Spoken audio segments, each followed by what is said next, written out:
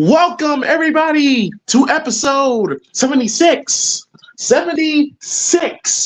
of the Primetime Gorehounds. I am Primetime James Thomas here with the Gorehounds self, Paul Burt, on February 16th, 2024. It is officially 5:03 p.m. Central Time in the U.S., whatever the time is over in the U.K. for Paul, It's 11 p.m. Okay, 11 p.m. watching The Exorcist, the extended cut. The extended cut. Ladies and gentlemen, we are live. Yes, indeed. Yes, indeed. Tonight, we are watching the 1973 classic, regarded as the greatest horror film of all time. No question, one of the greatest horror films of all time. Hell no, fuck that. One of the greatest films of all time. First horror movie ever to be nominated for Best Picture in the Academy Award. Paul, did you know that? I was very aware of that, yeah. Yes, indeed. Yes, indeed. But yes, yeah, very, very much looking for, especially coming off of the 50th anniversary of when the movie was released. 50 years. This movie is half a century old, and it's still talked about this very day. That, my friend, is a movie standing its test of time. But yeah, Paul, how are you, you son of a bitch? Well, I've been doing pretty damn good. I mean, I just came back from Venice like 2 days ago. And man, dude, what a fucking trip it was. I mean, last year was good, but this year was a lot better than last year. I mean, I got to hang out with all my friends again that I met when I was there. We took a lot of good photos, had a great time. I even had a great time in costume. I mean, James has seen some of the photos of me in costume. He'll probably describe it more to you on here later on. But yeah, dude, it was a really fun trip, and the only downer about it is that I I wish I was still there. I wish I was in a Groundhog's Day situation where I could just stay there for as long as I wanted to, But unfortunately, I don't have that ability that Bill Murray did in that movie. But that aside, yeah, things have been going good.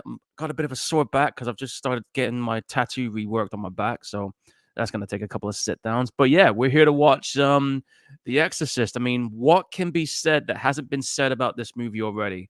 And if you don't know what this movie is, where the fuck have you been? The Exorcist is, like, without a doubt, it's undeniably like one of the best movies ever made. It's one of the greatest horror movies ever made. I mean, this movie 14 years ago got selected for the Library of Congress for the National Film Registry. So it's been there for the last 14 years. And this movie, I guess you could say, was the blueprint for every supernatural horror movie that we've seen come after this one for the last 51 years. And this movie is very highly influential. People still talk about it today. And this film still has the ability to scare the shit out of people. And for a while, man, this movie was the highest grossing R-rated horror movie until it showed up. So it held that record for a very long time, and it took something like that to happen. But there's no doubt about it. This movie's just a classic. I mean, yeah, okay, it's had sequels like The Heretic. The only decent sequel I remember seeing after this one would probably be the third one that came out in 1990. Yeah, over here, yeah. In this house of Primetime, we don't acknowledge Exorcist 2, Exorcist 1, Exorcist 3 as far as yeah. Well, again, believer, like I said, I don't think it's bad, but yeah. Well, I have been kind of thinking about it, because I did watch the video and you dropping your thoughts on it again, and seeing that technically that is a direct sequel to this one. I actually came close to buying it today, funny enough. So I thought, you know what? I'm gonna see how I feel after I watch this one, and then I'll decide if I want to go for it or not. Well, I mean, ultimately, you know where I sit. Most of these movies don't need a sequel. Well, yeah, but yes, The Exorcist is no question one of the greatest horror films of all time, and I think it kind of gets misguided through the pop culture zeitgeist. Yeah. Because yes, it's Linda Blair, Reagan, possession, the makeup, all that Hmm. stuff. But to me, it's a lot more mature. It has a lot of layers to it. It has a lot of religious undertones or overtones that's going to play them in this film. Yeah. Um, the movie is really about Father Damien Karras um, dealing with his demons and making the ultimate sacrifice to save a little girl that he's never met. Yeah. Father Karras has not met Reagan at all in this film, and the fact that he's willing to make the ultimate sacrifice, really is the heart of the movie. Yeah. But yeah, we'll get into that as the movie progresses. I'm about 5 seconds in, right when you kind of faintly hear the music playing, and the Warner Bros. Logo is going to show up. Paul, you're roughly at that same spot too, right? Yeah, I can literally see the Warner Brothers logo. I'm staring at it. Okay, all right. Yeah, you're definitely a couple seconds ahead of me, bro. Yeah, I know. Go to 5 seconds. About 5 seconds, yeah. But Okay, all right. what I'll do is I'll hit the play button 5 seconds after you do. 5 seconds. Okay, all right. We'll see how that goes. All right. So, of course, me and Paul, we're going to watch and give our thoughts and live commentary to the film. Of course, you can, if you want to, you can watch along with us, or if you just want to sit back and just listen to us talk about the film, that's perfectly fine as well. For the live and the archive, and yeah, this should be fun. And then again, gotta make note, we are watching the extended cut of the Exorcist, not theatrical. It's the extended cut. This cut is the cut that has Reagan going down the stairs doing the spider walk. So yes. So just want to keep that in mind. Watch the extended cut. Yep. All right. So here we go. The rules are. We go 3, 2, 1, play. When we say play, you press play. Again, 3, 2, 1, play. When we say play, you press play. And if you don't press play, this possessed girl is going to get right up in your face and tell you to your face that your mother sucks cocks in hell. Oh yeah, what an asshole. All right. We can't. Let me make sure. Get my code up. All right, here we go. In 3, 2, 1, play. And we are in. And now I'm in. Okay. All right. Warner Brothers just popped up. Yeah, mine just disappeared. I'm still Yeah, ahead. mine just disappeared. Okay, here we go. Is it the picture of the house? Yep, the house light just went out. And the light just went out. Okay. All right. So we're there. We're there. We're roughly there.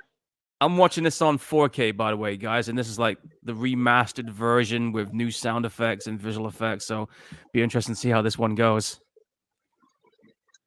See the couple walking down the street and the transitions into the statue of the nun. Yep, same here. All right. Yep, we're there. We're good. We're good. We're in there. We in there. Yep. Rest in peace to William Friedkin. I always love in horror movies red font on a black screen. Dude, it wouldn't be a horror movie without it. See, that's why I love The Conjuring intro so much, because it has like the yellow font over the black screen, and you'll get the music like the oh, and then it comes The Conjuring. If you did not know that James Wan directed this film, if you did not know that Insidious or The Conjuring came out in like literally like a decade ago, you would honestly think it came out in the 70s, because James Wan was paying tribute to this old school 70s style of filmmaking. Yeah, I mean, he's a guy that clearly did his homework when he made these films. Absolutely. All right, so I believe they actually shot this on location in Iraq. They did. Yeah. Now, keep in mind, folks. Keep in mind, folks. This was the 70s. The U.S. and Iraq was pretty cool. Yeah, there wasn't any major conflicts at that point. Not until later on. No, indeed. I'm just reading what Phil's saying in the chat. He says that John Boorman was asked to direct The Exorcist, and he hated the script so much that he told the studio he wouldn't do it. So when he was offered to do the sequel, he agreed as he wanted to make it a cure to this. So I'm like, really? Okay, so there you go. Yeah, I heard that Stanley Kubrick was in line to direct it. I even heard that I've heard that uh what's that guy's name? What's his name? Which one? Albert Hitchcock. Albert Alfred, yeah. Hitchcock was interested. Can you imagine if he did do this? Eh, Would have been interesting. I know Kubrick would have had his hands on it, but he was, I guess, gearing up to do The Shining, and plus he just came out of doing Clockwork Orange like 2 years after this one, or 2 years before this Another one. great film. Another great Yeah, film. classic that is. Great film. Yeah, and the crazy shit is that movie was never released in the UK until after his death. Understandably so. I mean, he was very adamant about that. He actually said that to the studios, man. He said the only way this movie's coming out over there is when I'm dead, and there you go. So we didn't see it until '99. Well, that is wild. I know, right? It's the same with Texas Chainsaw. I mean, we didn't see that until after that Mary Whitehouse person passed away. Then all the films started coming out. All right, and we got Max von Sydow, Another who legend. was in his late 30s, early 40s when he did this movie. They added extra makeup on him, make him look older than he appeared. I didn't realize he was my age when he did this. Yeah. He was fairly young when he did this film, and they added the extra makeup on him, make him look at least like early 60s. Yeah, because I remember some of the other films he was in after this. I know he was in that Stallone version of Judge Dredd. Beautiful shot. I love that. You're going to hear me say this a lot. I'm going to put over the cinematography so much throughout this podcast. Oh, dude, the cinematography in this movie is just spot on. I mean, It's legendary. Yeah, I mean, hats off to the guy who did the cinematography. Who the hell's the guy that did the cinematography? I'm going to find out. Hang on. Cinematography was done by. I can't find it. I'm going to have to go on here.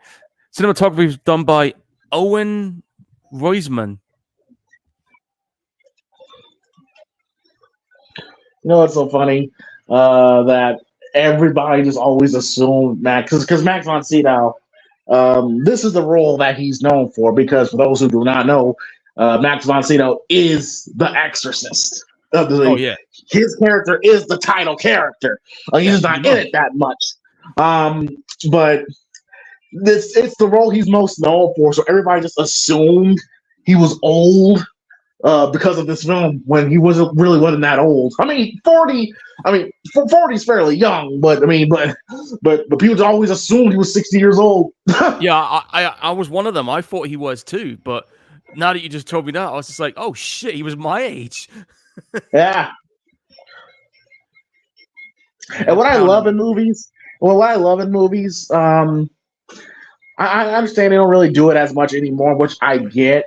But I miss the movies would keep the authenticity. Like if the movie takes place in a foreign country where English is absolutely not the first language. I always like it when they go to a foreign country and they keep the authenticity where they speak the native language, but they got the subtitles for us American viewers. It just makes it more authentic. Because if this was done nowadays, they would go to a foreign country. They would speak English with an accent. You know?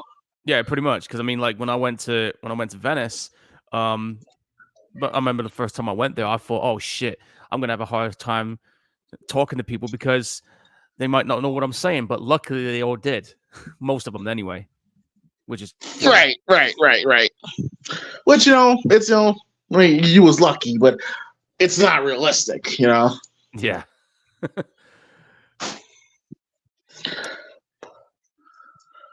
He wishes he didn't have to go. Yeah, if I remember correctly, this scene kind of bridges into that. Even though it's those prequel ones, but it kind of bridges into that because I remember those ones that came out. Was it early 2000? was it early 2004 that one came out? That was it Exorcist the Beginning it was I called? Yeah. to be honest, Paul, I never watched. The only Exorcist movies I watched again was this 1 and the and third 3. one. Yeah, yeah. Yeah, I remember, like I said, I remember reading into it because I know Rennie Harlan did it, and I know. Oh, and I he don't know if just you knew this. Yeah, yeah. go on. I was just saying, No, no, no. Rennie I was gonna say. No, I Harlan. was gonna say. No, I was gonna say. Like it's so small, but every shot in this film is so calculated. Like the scene when the people are praying and the Max von Sydow's walking across them. Even this shot right here, like like the single shot from walking down this hall with the people. Just every shot here is just well calculated and Yeah, and very timely placed. yeah. Like this film was very well thought out. I mean, the people that was involved in this clearly knew what the hell they were doing when they were doing this. I mean, look. And sadly, movies today doesn't really take the time to um take the time for the viewer to feel the environment, to Yeah, feel the atmosphere, like it's doing with this. Like you're feeling the environment, you're feeling, it's hot. You're in a foreign country. Like movie just kind of just go go go go. It doesn't take yeah, the time to let it certain things breathe. yeah. Now, Because I mean, there's apparently, still some movies that do it, but it's very far in between. yeah, because apparently most people today just don't have the attention span. I mean, like another film that was a slow burner would be that Oppenheimer. I did get a chance to watch that, and it was actually quite a good film. I actually enjoyed that. I haven't seen that yet. I haven't seen that Dude, yet. it is. I mean, it's a slow burner, yeah, but it's a really good film. How the story was played out and how they show you how they built the bomb and all that stuff, and then you guys to see like a dream sequence with the bombs going off, and you see like a person disintegrating. And I thought it was a really good film. I mean, yeah, okay, it's a 3 hour film, but dude, Another great shot. I'm sorry, but yeah, that's a it's a great shot. Next on Vito in the mountains. Yeah, yeah, it's a lovely shot. But I was just saying, right? Like, it really does keep you engaged, even if it is a slow burner. Something that Logan Paul completely missed the point on. Logan Paul. Yeah, he actually shitted on the movie, saying, "Oh, nothing was Oh, happening in it." And I'm just like, fuck out of here, dude. I thought you said he was in the movie. I'm like, Jesus Christ, he is. I don't think he'd be in it. Oh, dogs are fighting. But no, he shitted on the movie because apparently he just does not have the attention span for it. Oh, I mean, yeah. I mean, that's the. Oh, this is one of my favorite shots of the film when he's Oh, face to that's face with the beautiful. statue of Pazuzu. Yeah. That's a great shot, and it fades into the sunset, kind of foreshadowing the showdown between the Yeah. two at the end of the film. I just love that sunset, man. I don't know why. I love sunsets and scenes and that. This is Georgetown. And then fades into Georgetown. Yes, like in the first 5 minutes was great. Was great cinematography. No doubt about it. Where's Georgetown exactly again? I forgot. I think DC, Oh, so it's in Washington the DC. Oh, okay. So it's in the DC district. Cool. Yeah, yeah. I mean, chat. Correct me if I'm wrong on that, but I'm pretty certain it's in DC. I'm gonna check the filming locations on the IMDb while I'm at it. Hang on. There's Ellen Burstyn, Chris McNeil. Who was 50, surprisingly in that new one? didn't need to be in there, but I know. Okay, filming locations. Here we go. Filming locations. Yeah, that first 5 minutes was in Iraq. Yeah, Washington District of Columbia, USA, and then Georgetown University. There's 16 more locations, but yeah, 360 Prospect Street. That's where the McNeil residence is.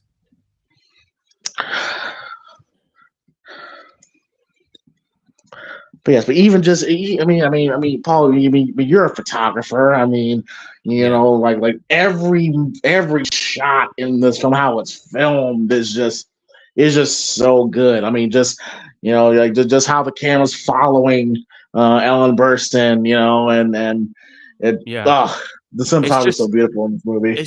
it's just so seamless. I mean, every shot is definitely like a shot you would take a photo of. Like Absolutely. if I was involved in this, and I had the camera, trust me, dude, I'd be taking snapshots left, right, and center while filming it because there are like perfect moments in this movie where you can just snap that shot. Even like the mundane stuff like this even works. Yeah, absolutely. Absolutely. It's funny. I had a talk with a younger relative of mine, and they asked me, like, James, do you think the movies that we love today, 40, 50 years down the road, will be held in high regard as Yeah. the movies from the 80s and 90s is high regard to us? And I said, it's relative, to each generation. Yeah. Um, it's see, that's why we had a very interesting conversation in the Discord about everything's being called a classic so soon. I think it's just relative to its generation. Yeah. Like me and you, Paul, can appreciate movies from the 40s and 60s, how great they are for its time. Yeah. But if you ask, a fucking 20-year-old now to watch, I don't know, Psycho or whatsoever, they're more likely with shit on it. Yeah. Yeah. And if you go back, 40, 50 years from now, where technology is going to advance, virtual reality is going to advance, it's probably going to get to a point, Paul, we're going to be in the fucking movie. And I could just see people that's like in the early 20s looking ahead to future generations, like, oh, these goddamn kids in their movies. When we watch movies, we watch them on the computer. We watch them on our phones. Now you're in the Yeah. movie, So Yeah. it's like, so when people kind of make say stuff like that, you got to think relative to its generation. You know what I mean? Yeah, I get that too. I mean, like for us, like we grew up in a time when we were seeing movies in the cinema, and when a movie hit a cinema, it was a big deal. It was an event. We didn't have streaming platforms like Netflix, and if we wanted to rent a movie, we had to go to Blockbusters, places like that. And that was the era that me and James grew up in. So we had some really good stuff back in the day. We can appreciate the old school movies like this back in the day, but today's generation, it's all like fucking TikTok based, Netflix based. Not there's anything wrong with Netflix or Prime Video. There's some good movies on there, but it's like movies like this for people today, they would get bored so quickly because again, it comes down to the fact that today's generation just clearly doesn't have that attention span to sink in and appreciate how a good quality film is made because for the last, I guess you say, for the last 20 odd years, we've been swamped with a lot of Marvel movies. And don't get me wrong, I enjoy watching the Marvel films, but I think for a lot of people it just got to a point now where Wait, that's wait, what wait, it's been Paul, become. wait, hold on, Paul, wait, the song is on. I gotta take it in. Oh yeah, hang on. Let me hear this. And I love the leaves falling. You get that sense it's fall. Yeah. It kind of gives you like a Halloween feel. It does when you think about it. I mean, this is like what? 6 years Got before Halloween? got the kids trick or treating. Yeah. Hey, they jumped over. And Dean Cundy got some inspiration from this scene. This movie foreshadowed it when you think about it. And think about this. Slashers wasn't a thing when this came out. Oh hell Slashers no, no, slashers was definitely not a thing at this point. no, like this was a year before Black Christmas. This was a year before Texas Chainsaw. Now, keep in mind, we did have Last House on the Left before this movie, but slasher movies wasn't a thing. Halloween wasn't on people's minds at the time. So this is the Oh, at kind of this horror point, movies. Halloween. At this point, people aren't even thinking about Halloween. No, I mean at the time, this is the kind of horror movies that people were expecting to see. But when, again, like I said, when Texas Chainsaw showed up, when Black Christmas showed up, and when Halloween showed up, it changed the fucking landscape, not just in horror movies, but films in general. Well, then there's Linda Blair, who used to date Rick James in the 80s. Yeah. And then she was in that spoof movie Repossessed, which is like a satire film to this. I've heard about. I've yet to see it. Is it funny? It's fucking hilarious. You know, there's a scene in the movie where it's like a wrestling match, and you got Jesse Ventura commentating in it. It's like a WWE match between Oh, so Leslie it's that Nielsen. type. Oh, okay, Oh yeah, okay. Leslie And, Nielsen's in it. So, does Linda Blair. And does Linda Blair. She plays Reagan. and she's possessed again. Yes, that's hence the name Repossessed. Okay. It is a good film though. Rick James. I'm Rick James, bitch. Yeah. I remember hearing, you know, because this era was basically like around my parents' time when they were kids, Yeah. and they said that was such a strange ass relationship. Like Linda Blair, who was much older at that point, kind of was known as a party girl, you know, back in the day, and got with Rick James, and everybody thought that was just so strange. I can imagine. Now, the scene just passed. It was very small, but it was a very important scene when Chris and Reagan are play fighting. It kind of sets the stage for their relationship. You know, Yeah, how close they are, and how much they love each other, and that's what makes the events that happen in this film so heartbreaking and devastating, because you see that Chris and Reagan are very close and they love each other, and it gets a point that it makes us care about what's gonna happen to them. Yeah, exactly. Like this movie takes the time for you to like get to know everybody, understand people. Get to know everybody. Yep. Yeah.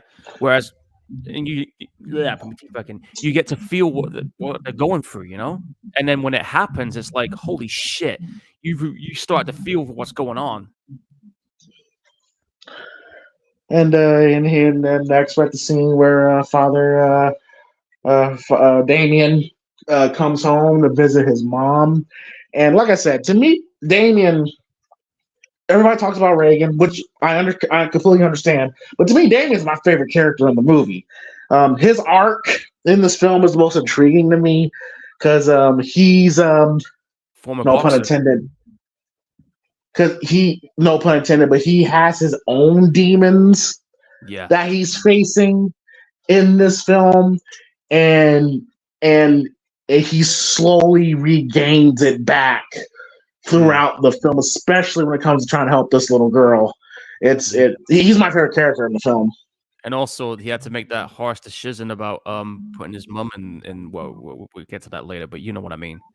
That's always the toughest decision to make, because you know your parents think you're going to look after them when they hit that point, and then you put them in that place, and it's like the ultimate backstab for some of them.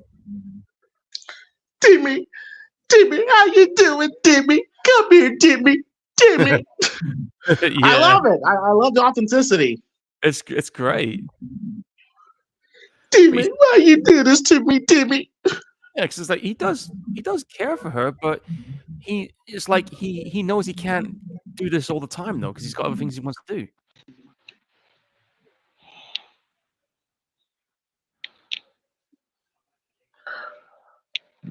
But yeah, just the authenticity. What's that? I'm saying he's dealing with his demons too. Yes, indeed. You know, he's slowly losing his faith. Wants to get out of the business. Used to be a boxer. Kind of the same. I'm not going to spoil it, but it kind of takes similar paths with a certain character in Exorcist Believer. They pretty much follow that same trait, pretty much that same formula with a certain character in the film, which is fine, whatever. But yeah, I think this actor that played he passed away recently. Not recently, but he's passed away now, right? Let me check. Let's see what's going on here. What's his character's name again? It's been a while since I've seen Father Karras. Father Karras. All right, here we go. Yeah, Jason Miller. Yeah. He passed away 23 years ago. That's He was, right. he was only 62. Nominated. I think he was nominated for best supporting actor in this movie. For this movie, Yeah, I think it's his he first was. role too. Let me check on that. Yeah, this was his acting debut, believe it or not. And he was Okay, in okay. Exorcist 3, and he had He an arc. was in a cameo appearance. Yeah. Yeah, he had an archive appearance in the recent movie, but the last movie he was in, well, posthumously, was Finding Home in 2003. Now at the scene where she finds the Ouija board. Now, Paul. Now, stuff like this. Like, keep in mind, folks. When people, what do I always say? Whenever we watch these older films, oh, it just moved by itself. Notice how there was no like no sound or noise there. It just happened. Yeah, and I used to have one of those, you know. Good for you. But yeah, one, I love stuff like that where the thing just moves just on its own. Nowadays, it'd be like a big, like noise or the dun or boom or something like that. Yeah, It just happened because in reality, it would just move like that. Um, yeah, exactly. it's much more creepier that way. And when I say, Paul, when we watch these older films, what do I always say? You kind of gotta watch it in the lens of its time, Exactly. because in 1973, the world was 20 times different than it is now. Yeah, it It was was a very lot different. more. It was a lot more religious. It was a lot more naive. People went to church on. Not saying they don't go, but people went to church on Sundays. They took their religion very seriously. And So this when was they see a movie, so when they saw a movie like this, even something as seeing a Ouija board in this film was shocking and terrifying to folks. yeah, they'd Um, flip out. they flipped out at this point. And when you see, and especially the stuff that we're going to see later in this film, it it scared the hell out of a lot of people. Not because it was scary per se, but because of what they were brought up on, how they were learned, how they were taught about God and religion, all that stuff. And to see this and what this little girl is saying, it it legit scared the shit out of people. Yeah, because nobody ever saw anything like this before. Hey, what's up? Nothing What's up? like this before. Yeah, and I see that Logan's in the chat. He just said he's never used an Ouija board, has no plans to use one. Well, guess what, Logan? I actually did use one. You see, Paul. You see, come on, but you see, Paul. You see stuff like that. Stuff like that would get you killed, bro. I'm still here Like, somehow. I don't play. I don't play. Listen, I don't play in that world. I don't. Well, I you don't remember? fuck around with the supernatural. Listen, We, they don't leave them alone. we Leave remember. them alone. We remember when we were watching the rings. I told you about what happened about that nosebleed and what I did on the toilet seat. Uh huh. Yeah, my mom Listen, thought man. I was Listen. done now. Listen. They want to sleep peacefully, just like we do. When we go to sleep. Okay. When motherfuckers, disturb their sleep. Okay. They get grouchy, start fucking with you. Okay. Again, leave them alone. Yeah, but anyway, as I was saying, yeah, this movie when it came out, like you were saying about how Hashtag leave them alone. I'm sorry, Paul. Go ahead. leave him alone. But anyway, get back to train of thought. Anyway, yeah, like you were saying, nobody saw a film like this before, and this movie was shocking, so shocking to the point that when this movie came out, I don't know if you knew this, but people that went to see it, they ended up vomiting and passing out. And Oh yeah, you oh know, yeah. There is a video on YouTube, like a 20-minute documentary of seeing people's actual first time reactions in 1973, 74. Yeah. watching this film, and you can see their true, legit reactions. Where you see people fainting, you see people legit terrified, you see people like scared to go back into the movie theater. You know, like they ran out the movie theater watching Yeah, this. Like, they were done. They were done at that point, you know? let me But ask yeah. you a question, Paul. Let me ask What? you a question, Paul. What's up? What movie would you like to go back and watch for the first time? Ooh. Halloween, Jaws, or The Exorcist? Fucking hell. All three films are good. If I had a chance to have a time machine and go back to watch one of those movies back in its day, it's a coin toss between Halloween and this one.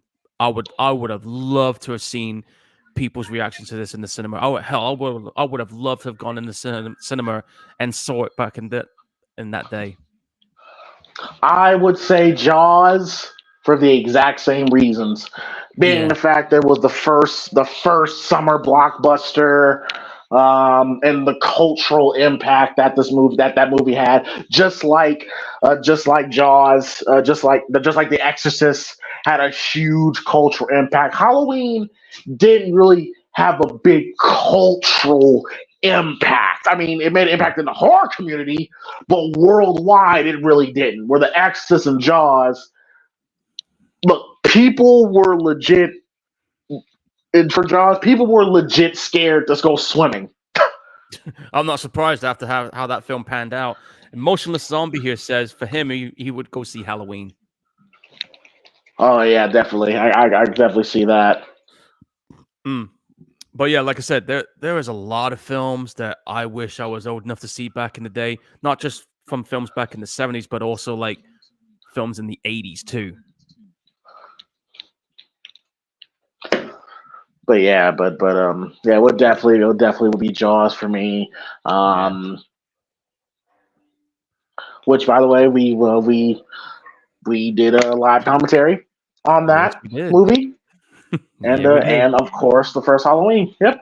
Yep. You know, it's funny too Right because now, when I was in go the ahead. I'm sorry. I was like when I was in the hotel in London before I had my flight to Italy, I was watching TV, and ironically enough, Jaws 2 was on, so I got to watch that before I went to sleep. So Jaws, that's not a bad sequel. It's not a bad sequel. yeah, that was the first time. That was actually the first Jaws movie I watched when I was a kid. I didn't see the first one till about 2 or 3 years after. Fascinating, fascinating. I don't know. It was All just a right, for those random. that's watching along with us, we are right in the scene when Ellen Burstyn is checking the attic, and again, and what makes this movie so good is what you think will happen, what you think might happen, doesn't happen, and that's what makes it scary.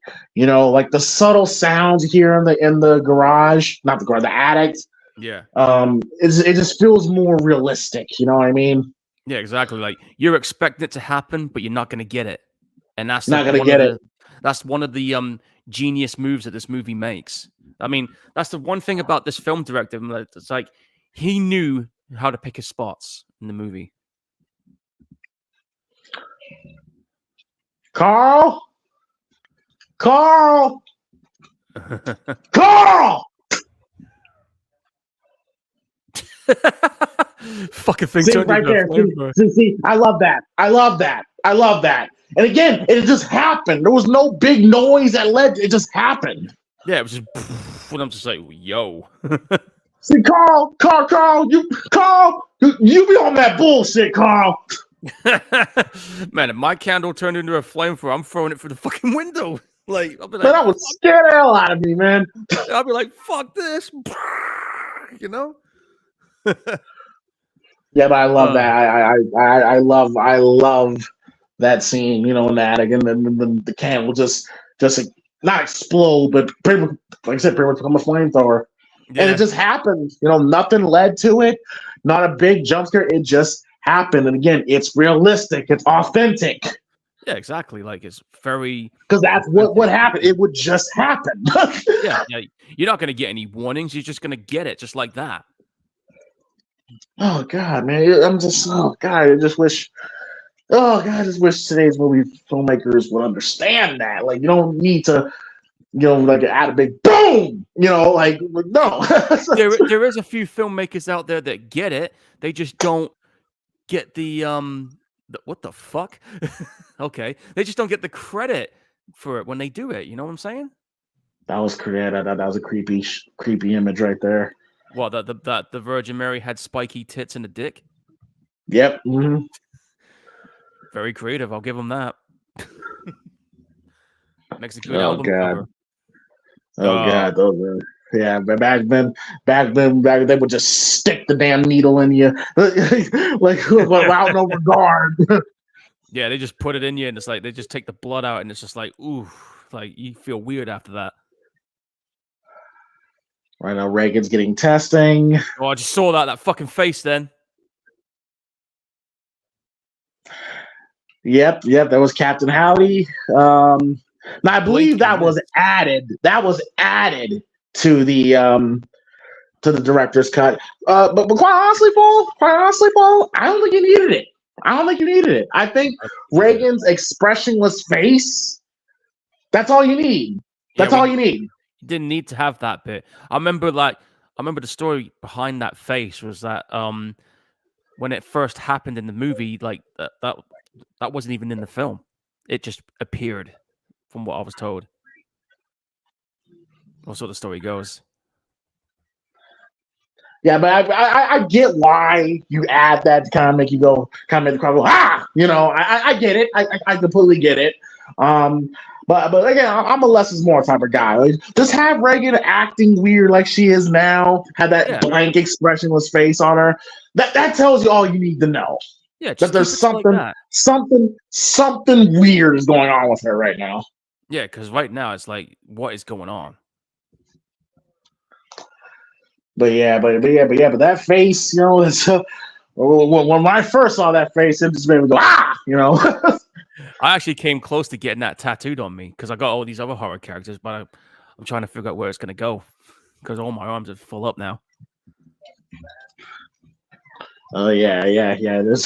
There's no room. I might have to fuck it. I might have to have it tattooed on one of my legs, I guess.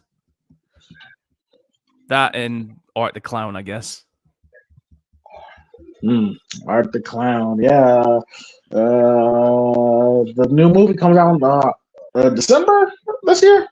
Oh yeah, Terrifier 3. That's gonna be dropping in October, for what I'm being told, and it's a Christmas themed one. Yeah. All right, let's see. How can Damien Leone top what he did? How can you possibly top what you did in Terrifier 2? I got a fucking feeling he will. And dude, I'm telling you right now, I think that's going to be my Christmas movie I'm picking. Like, that's it. I'm sold. I don't know how. I don't know. But that scene with the girl with the bleach and all that stuff, I don't know how you can top that. Well, I did hear that one of the scenes is going to involve a kid. And I'm just like, well, you seen what he did to that kid in Terrifier 2. So you know he's not going to hold back on anything. And I mean, nothing. Shit. What, dude, this is why most studios turned around and said, we're not fucking touching this. So Damien's just like, fuck it then. I'll just produce it and fund it myself. I do know that the budget is $2 million this time around. Well, good. Like I said, shout out to Damien Leone and his team. Literally worked from the ground up to where it is now. So yeah, I mean, shout out to him. I mean, the movie made what, 15 million? Like, how the fuck? Like, when I saw the box office numbers, word of mouth.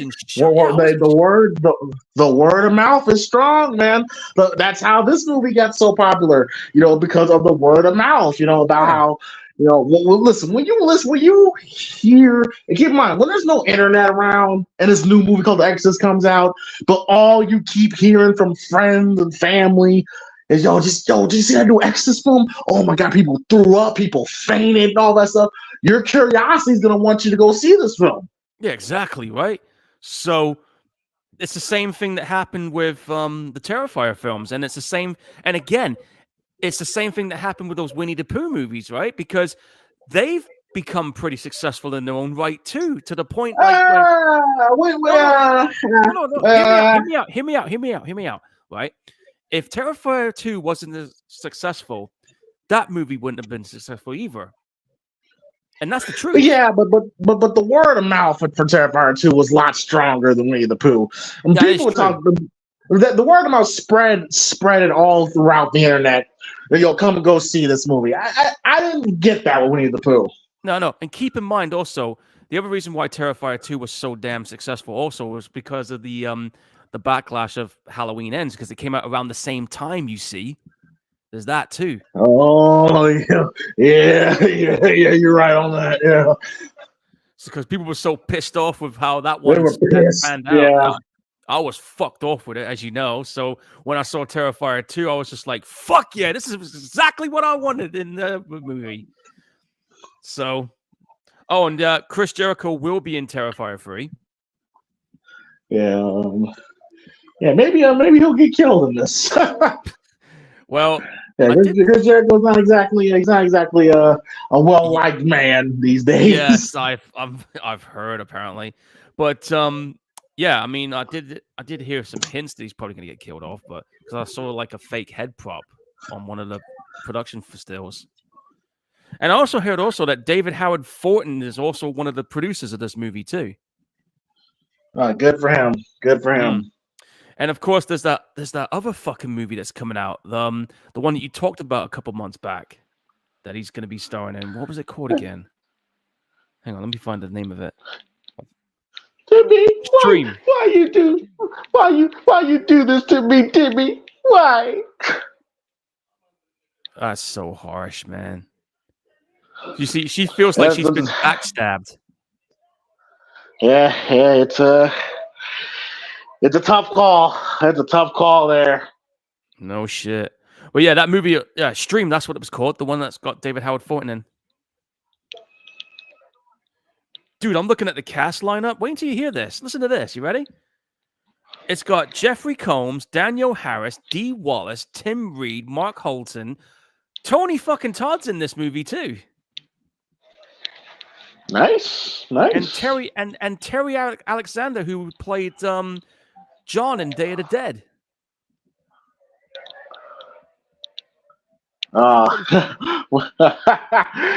This scene. Yeah, borderline Conte Nazi. Well, this was. Well, this dude patronizes the butler all night long, and the butler be like, that's it. Yeah, he was like, I think it was the butler. Wait, let me see. Oh yeah, back then, backstage where people were smoking everywhere, and yeah, he is the butler. Yeah. Yeah, I'm Swiss. You know what? I don't care if I was a butler. Dude keeps Nazi bastard. I'm smacking that tray across his mouth for that, you know? Bro, he keeps fucking with him, man. And then it gets to a point where he's like, that's it.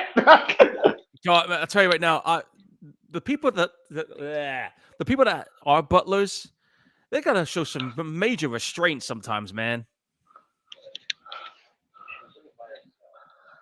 It's crazy how they do it. Wait, here it comes. This fucking Kate Han, bloody damn butcher, Nazi pig. He snapped. he's like, motherfucker, I'll kill you. He wants to beat the fucking brakes off him right now. Dude, he couldn't take Berg's been fucking with him all night, man. He couldn't take it no more, man. I'd be wanting to kick the shit out of him too. Oh my god. That's great. That is great. Funny, but you know, bloody damn Nazi pig. Look at him. He is absolutely fucking shit-faced right now. Oh man. Hey, but Ellen Burstyn though, I will say for I think she turned 90. She's aged really well since then. Like she like in the exhibition, she still looks amazing. She still looks Yeah. amazing. Oh yeah, she still looks good, man. Yeah, she's hang on. Dude, she's 91. She turned 90. 91. Yeah. Her birthday's a day before mine. Yeah, she looked great. She still looks great. Like I remember her in this, and I thought she was fantastic in Requiem for a Dream. That Oh movie I yeah. recommend to everybody. Very dark and depressing, but great performance by Ellen Burstyn. It is a good movie. Oh wow, it was directed by the guy that did that wrestler movie as well. Cool. Yep, yep, yes indeed, yes indeed. Classic film. Um, she was also in that House of Cards TV series. So she's been She around, dude. was. Yeah. Oh yeah. She legend. She's a legend. She definitely is a legend, dude. And the fact that she's still doing it today, even at 90, that says a lot. Oh. She just pissed herself. And in 1973, that was considered disgusting to people, and it was very uncomfortable. Well, it's not every day you see somebody just pissing their load in front of everybody, is it? So, Not just anybody, but a little girl. exactly, that's what I mean. Makes it even more shocking. And we got Chris bathing Reagan in the bathtub, further symbolizing their connection. Oh god, I just realized something too. That's the same bathroom that was used on that music video for a pale horse named Death called "Reflections of the Dead." The song was called. It's the same bathroom. Oh, nice. I'll show But you the link yeah, to it. but yeah, like that scene was very uncomfortable for people in 1973 because you got a little girl and she's peeing, which is a very vulnerable situation to be in, and it's uncomfortable, especially when you've never seen anybody. Now, of course, she wasn't really peeing; they're probably just squirting out apple juice on the floor, but Yeah. it was very uncomfortable for people to see that. Yeah, people were very unsettled by that scene because of that. Because again, like I said, nobody saw anything like this before. And then this It is the happens. first. Yep. She's running up the stairs. The lights freaking. I love the shot of her, the light above under her, Yeah, the bed going like shit. and you can tell. Yes. Yeah, this is the first time, folks. We're about 45 minutes in. 45 minutes in, and that was the first sensationalized scene of the movie. Yeah, exactly. Like we had the time to get to know everybody, which is something we don't The get to do build up, movies today. it Yeah, built up to it. you get the build up, and then you're rewarded for what scene.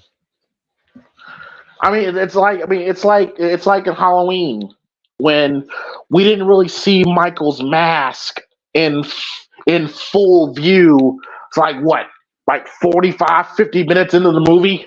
About 52 minutes, if I'm correct. Yeah. I mean, of course, you got, we saw it in daytime, but it was in a distance, Yeah. so. If you did see it, it was like far away. It wasn't until like towards the end of the movie during the third act. That's when you started to see the mask up close and in full detail. Yes. Yeah, 45 minutes in, and we finally got our first, moment of the film. Yeah.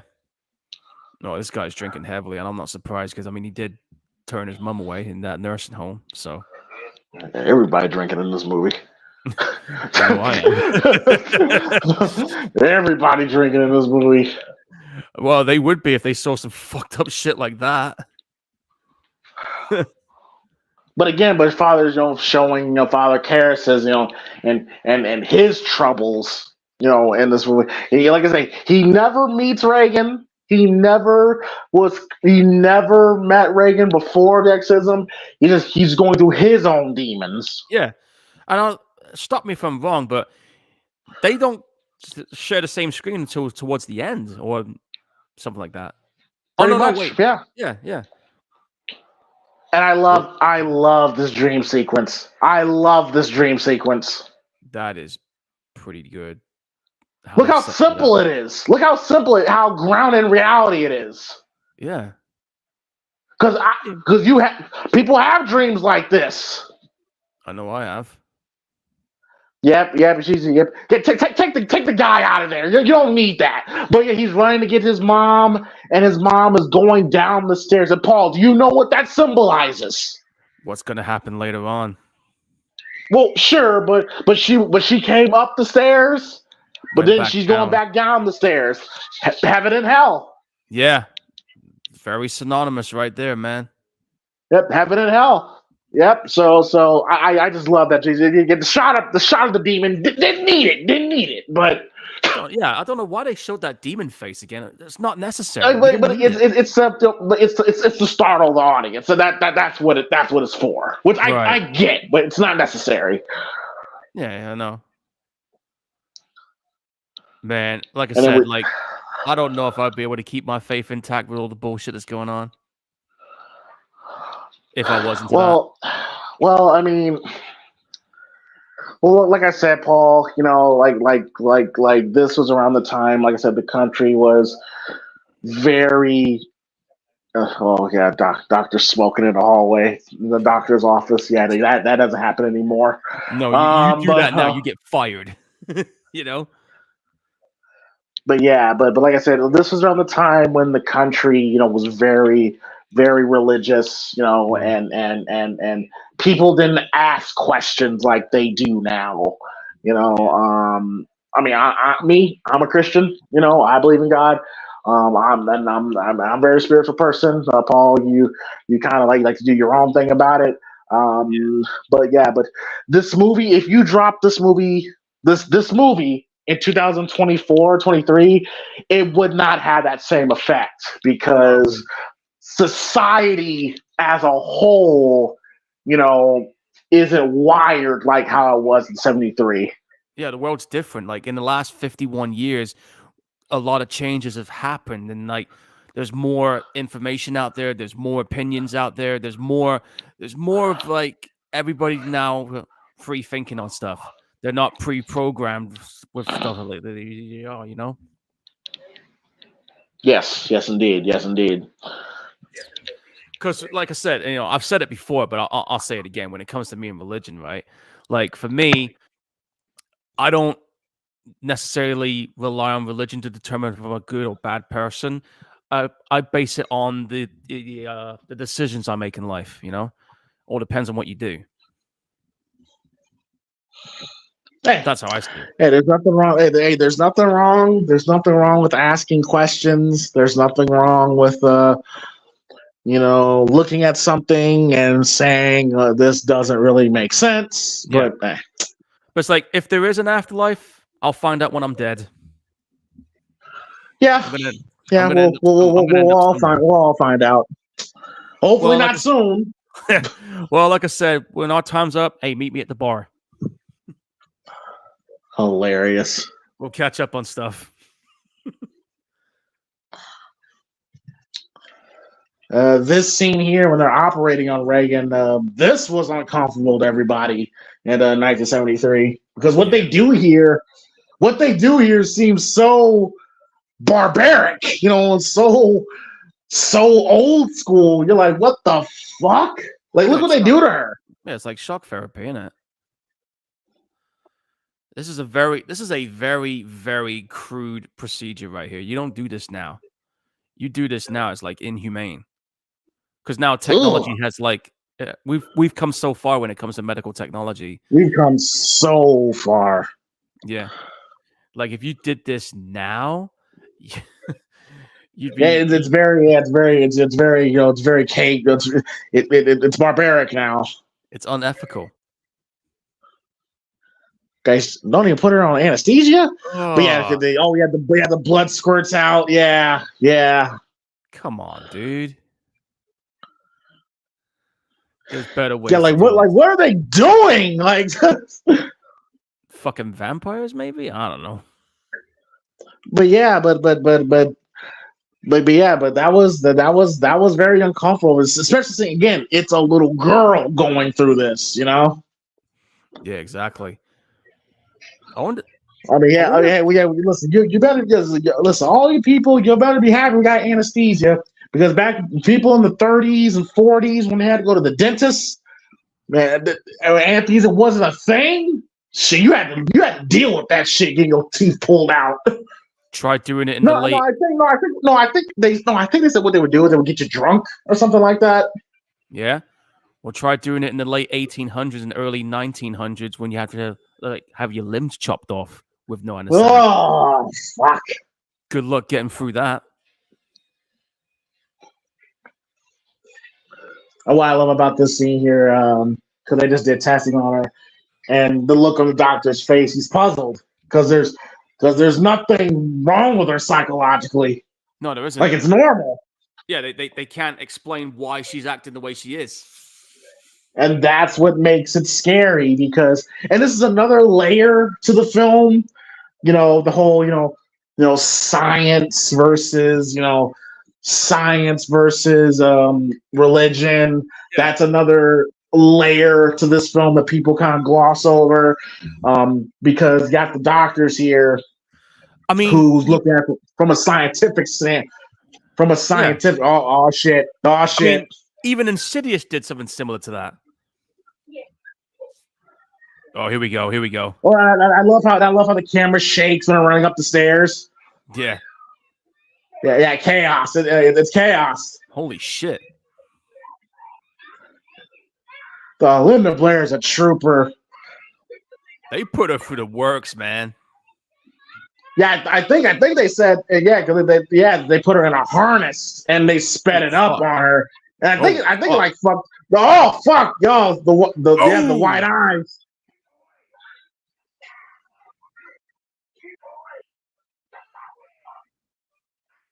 You heard her. You want to do that? Nah, I'm good. Oh, man.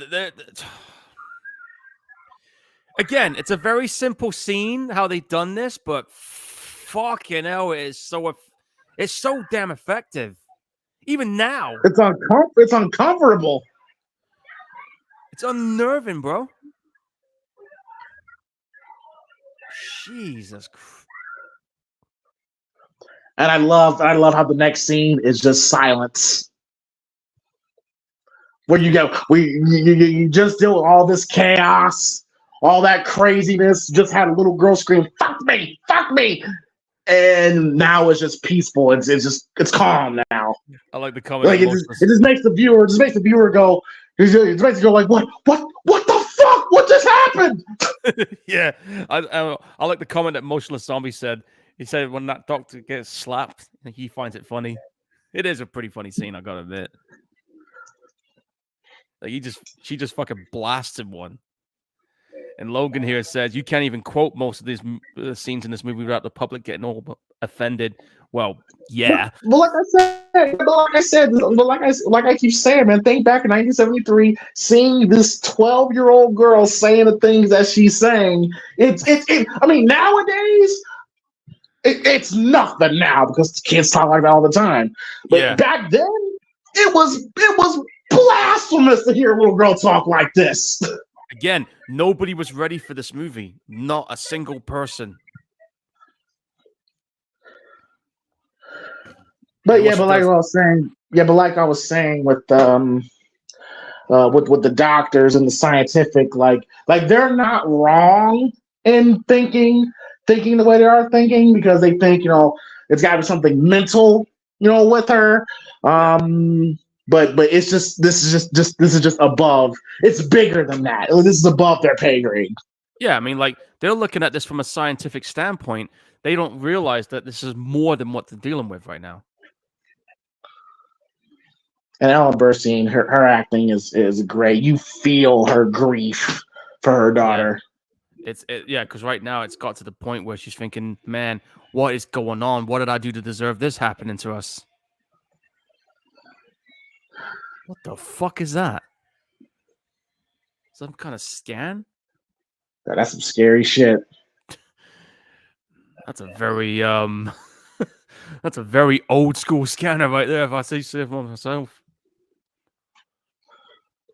But Linda Blair, like in the scene where she's going back and forth, apparently put her in a harness, Oh and they cranked it up on her, and I think they said she actually broke her back during that scene, yeah, she did. Her back was kind of busted during that scene. Yeah. and never recovered. She never recovered from that. No. I think the same thing happened to Ellen Burstyn. I think she fucked up her back too doing this movie. Yeah, a couple people got hurt during the making of this movie, man. I mean, it said here like many of the cast and crew were injured. Some actually ended up dead. And the unusual accidents delaying shooting production took twice as long as scheduled, cost almost 3 times its initial budget, and the mishaps led to, people said this movie was cursed. Oh yeah. People said that a lot of weird things was happening on the set. And the fact that some people died, doesn't that tell you Yeah. something?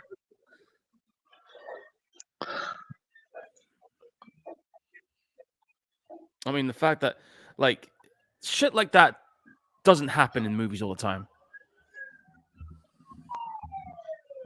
And there's those iconic stairs.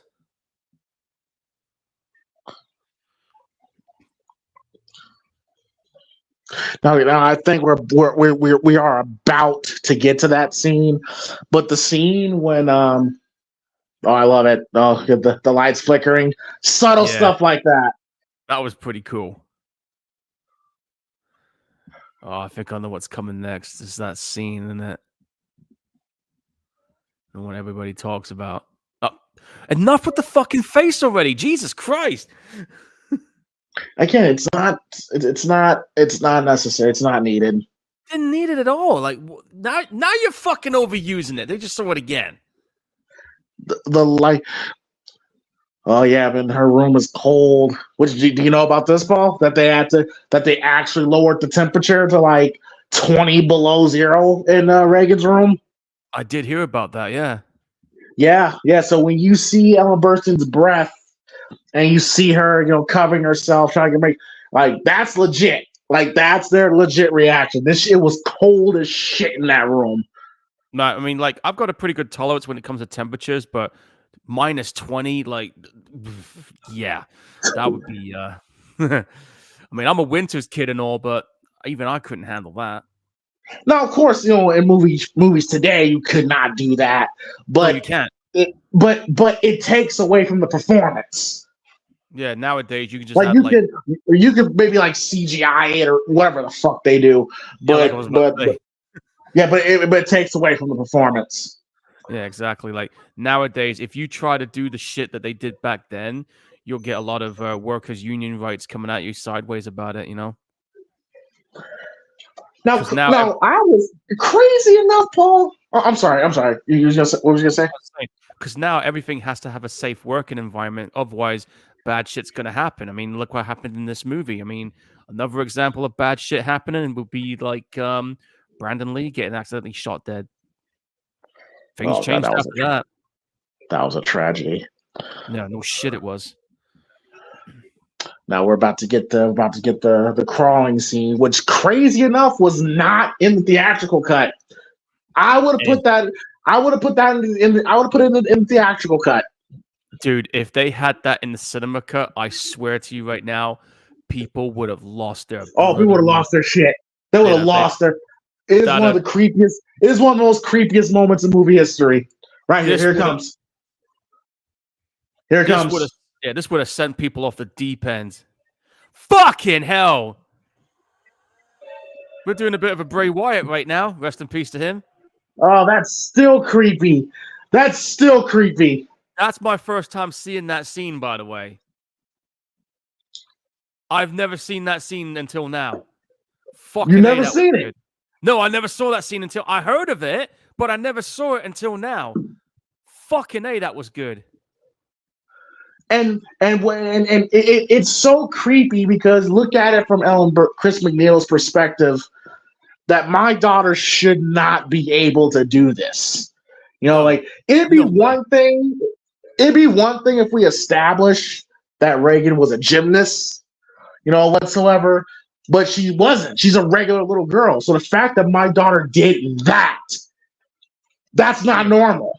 yeah, with blood coming out of her mouth and everything, dude. Like, yeah, this is some next level shit right now. And like you're saying, clearly Bray Wyatt had, clearly was his inspired some of his move set to this film. Oh, no kidding. I mean, when you see him doing that spider, now I know where he got it from. Yep. Got it. Well, it wasn't Linda Blair. It was a stunt double, who was Yeah. a gymnast. But yeah, But man, that was a damn good scene. I loved it.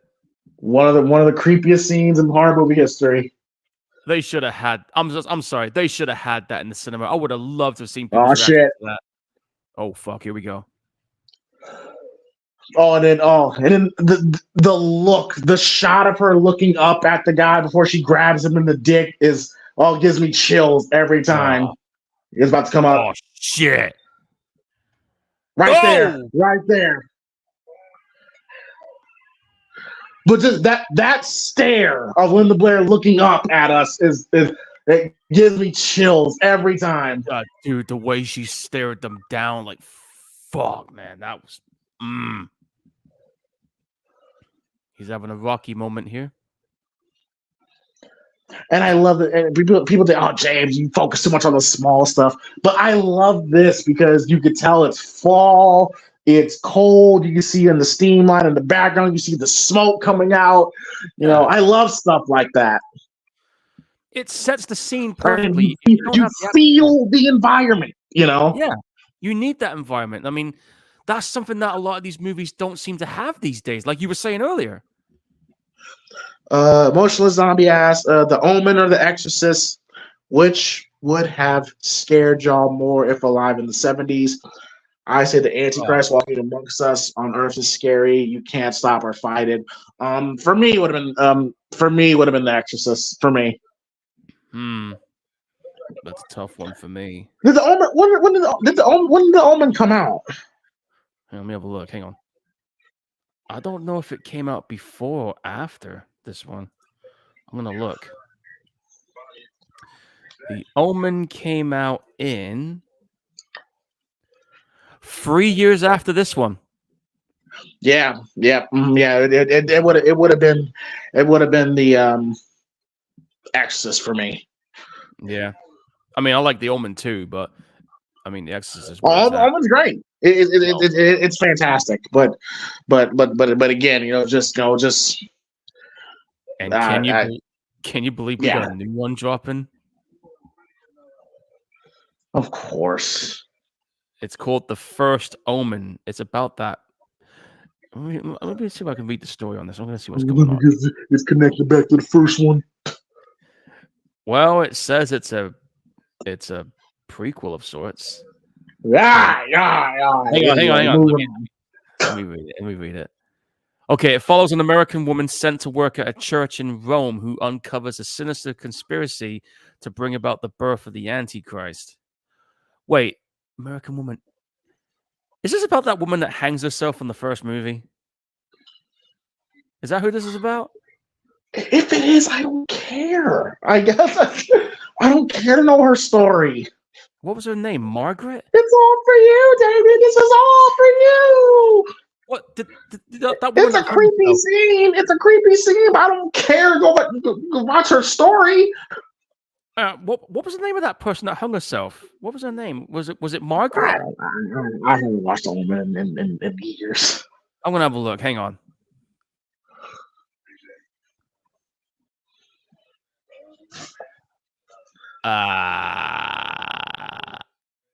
I think it is her. Doesn't have a name, but I'm gonna take a wild guess. It's about her. I don't know. I mean, I might check it out because I mean it is the Omen after all, and we haven't had a Omen movie now since 2006. I mean that remake was shit, but I mean David S. Goyer is producing it, so that's kind of a good sign, I guess. I don't know. We'll have to wait and see. When's it out again? Hang on, let me check. Yeah, it's dropping on the 5th of April, but yeah, there you go. Anyway, back to the movie. Okay. All right. Cool. Exorcist is better. Yeah, I'm not arguing it. I'm not arguing it at all, man. I mean, both movies are good after all, man. But Exorcist, edges past it.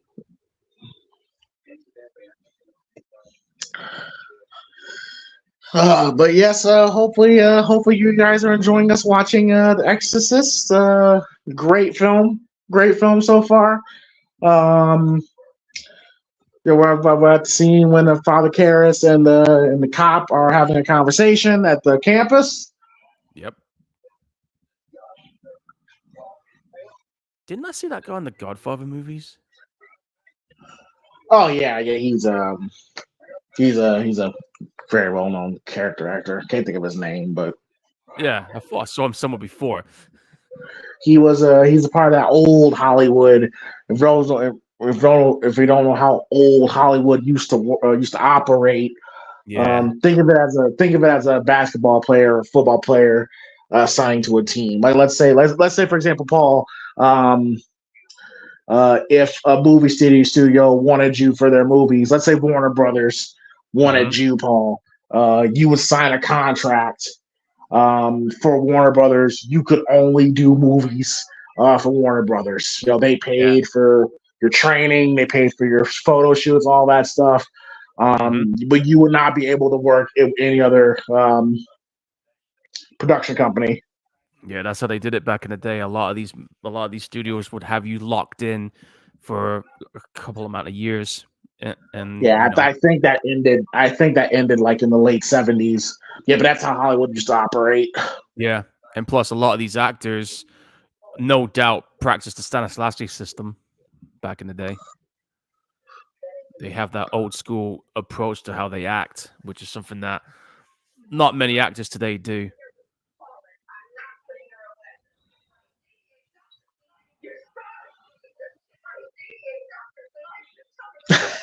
She literally, that's the first time I've heard her swear in this movie. That is literally the first time. 88 doctors in here, and none of y'all telling me bullshit. Even she knows that this is some bullshit. I'm just like, yo, yo, you better tell what the fuck's going on, or I'm gonna cuss all of y'all out. Like, I can see her frustration, man. Like, I'm taking her to every doctor I could possibly take her. Everything that they're suggesting ain't working. Everything's been bullshit. Like, and I paid all this money out for it. I paid all this money out for it, and like none of y'all are. And you're all telling me you I'll can't. Be frustrated. I will be frustrated. I've blown most of my fucking bank account to try and figure this out, and you're not telling me shit. Like, I'll be fucking. This is some bullshit. Yeah, exactly. This is bullshit. I'd be going flat out mental about it, dude. All that money I had for this.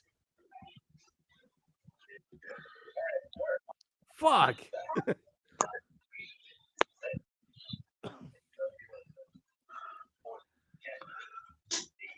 But again, none of these doctors have an answer. They can't figure out what's going on right now. It's bigger. It's bigger. It's bigger. It's not something you could just fix with a shot.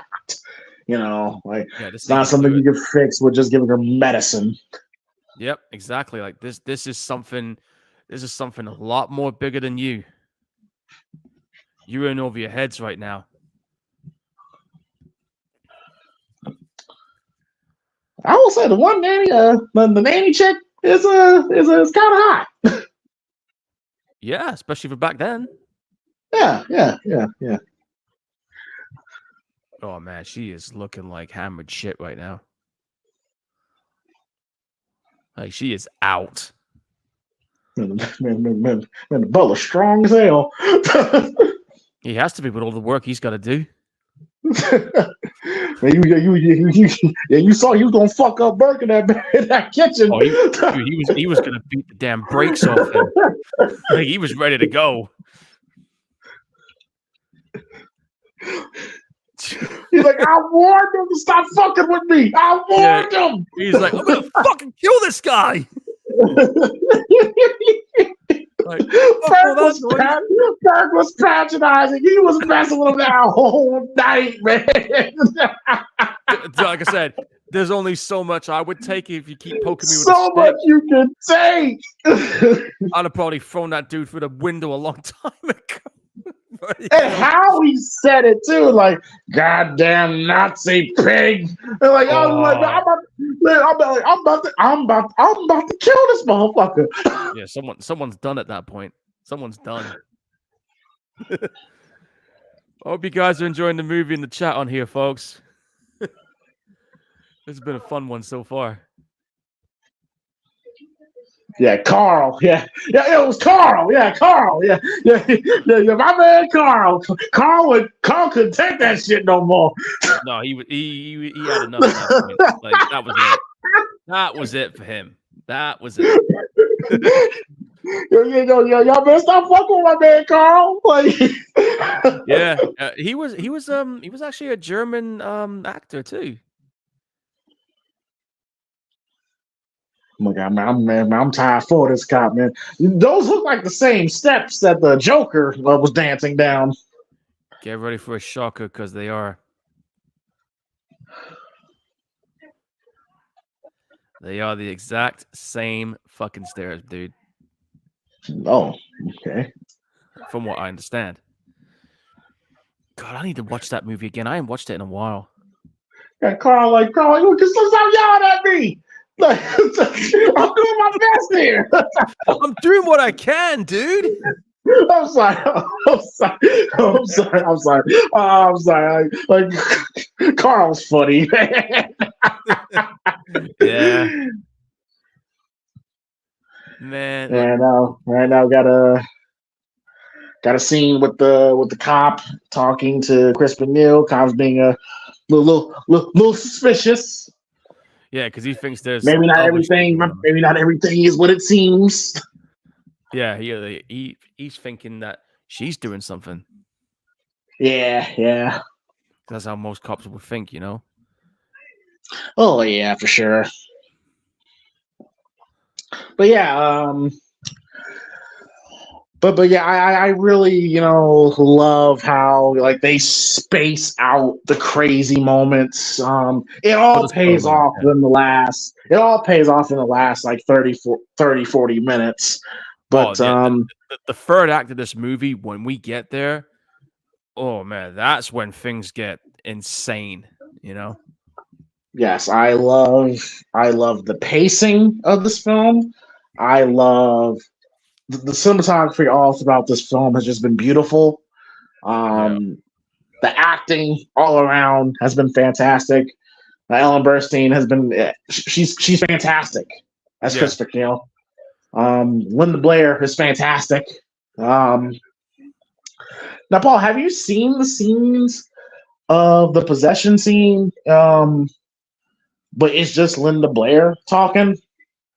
Well, in this one. But no, like the scene when Father Karras, is talking to the demon, but instead of the voice that we know, it was Linda Blair speaking. Yeah, I think I might have. Some say it's creepier when it's Linda Blair talking. To me, it's oddly adorable. I'm like, no, you gotta change the voice. Yeah. I think that was their way of trying to like unnerve people.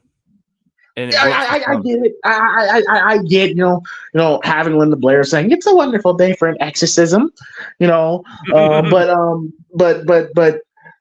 to me it's like it's people say it's even more creepy. It's like it's kind of adorable. It is. It's unintentionally adorable, but at the same time, so it's like no. Get. I think her name was Meredith, who did the voice. Yeah, bring her in, have her do the voiceover. I think. Wait a minute, Meredith. I think that's the same chick who voiced E.T. Yeah, I think it was her, like Meredith Cambridge, something like that. I want to look it up. Hang on.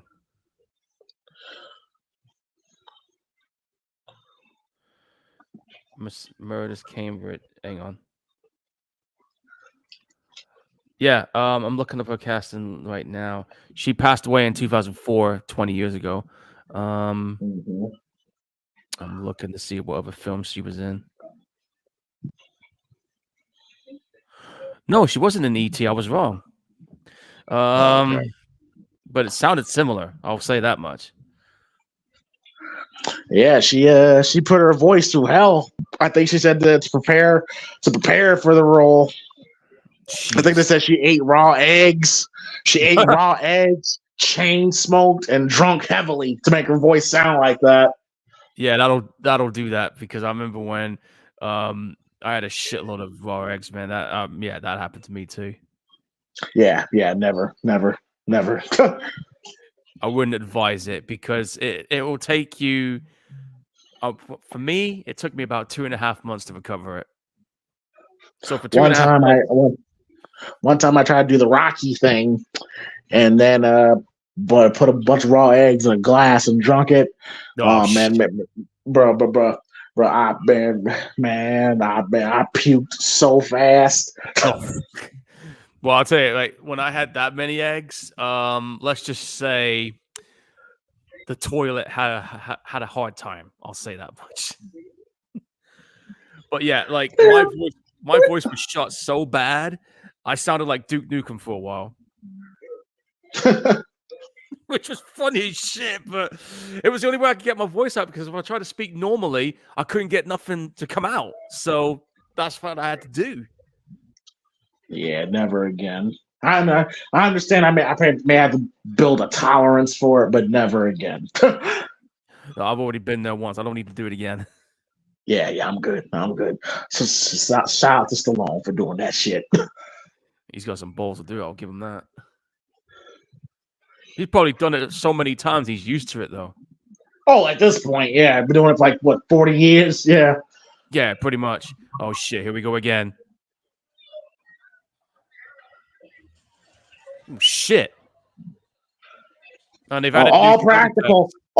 All practical too. All practical. Oh. Oh shit! Well, it's not every day you see a kid stabbing herself in the fucking you know where, but you know. Ooh.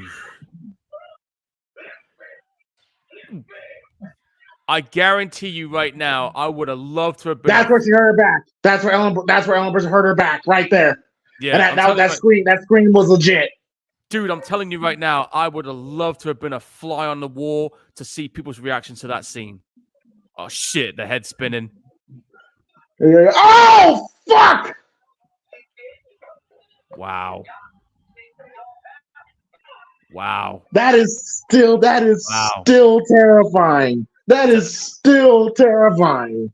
I would have loved to have been seeing this back in the day, man. I've said Oh it my numerous god, times. bro! I think a lot of people said it was that scene where people ran out the theater. Like they ran out, they fainted, they. Well, when you see a kid stabbing herself in the fucking you know where and her head doing a whole 360, like you'd be freaking out too, you know?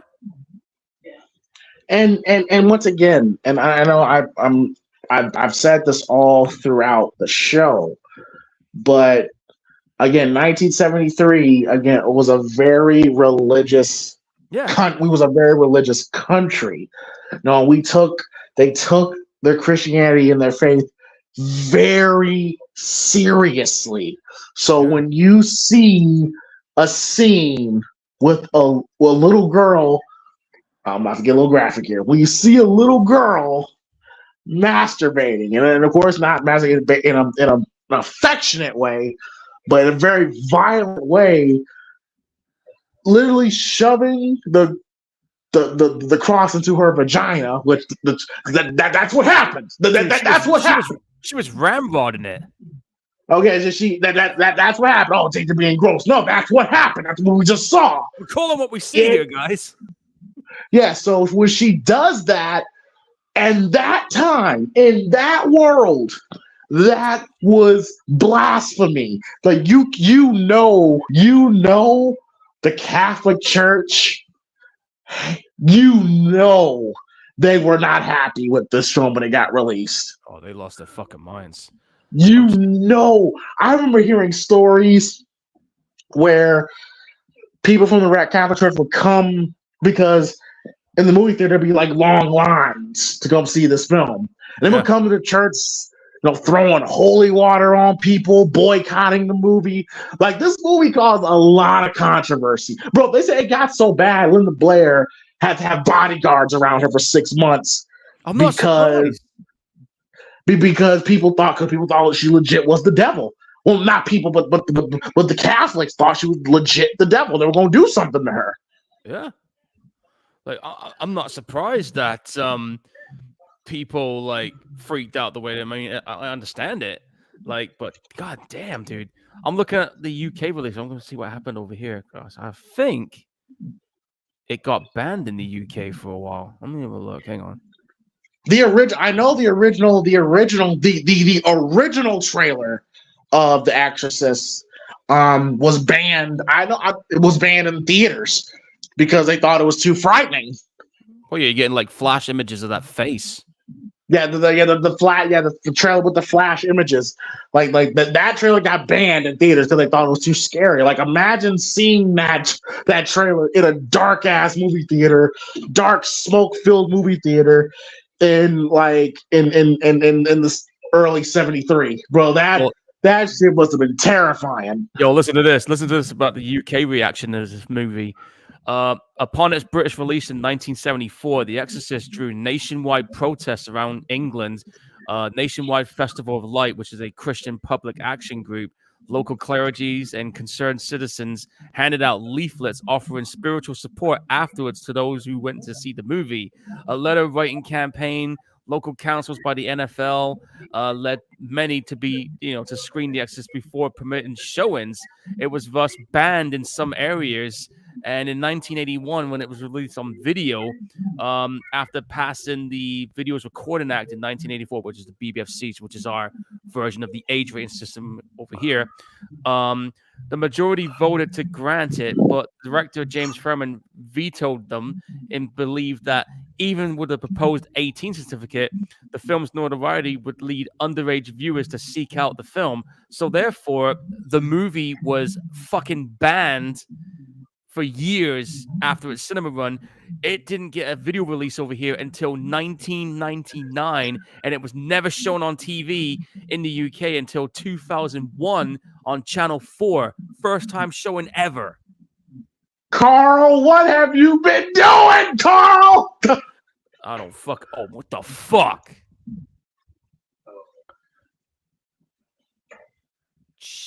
Dude. She's not even recognizable. Maybe they're right about being the devil right here. Fucking hell, man. Man, Carl ain't playing no fucking. He putting furniture up against that door. Man, he's like, yo, fucking around. She ain't fucking with me.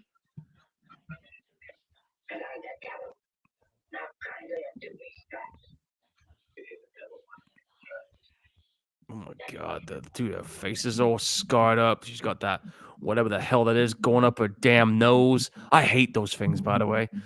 They're not fun.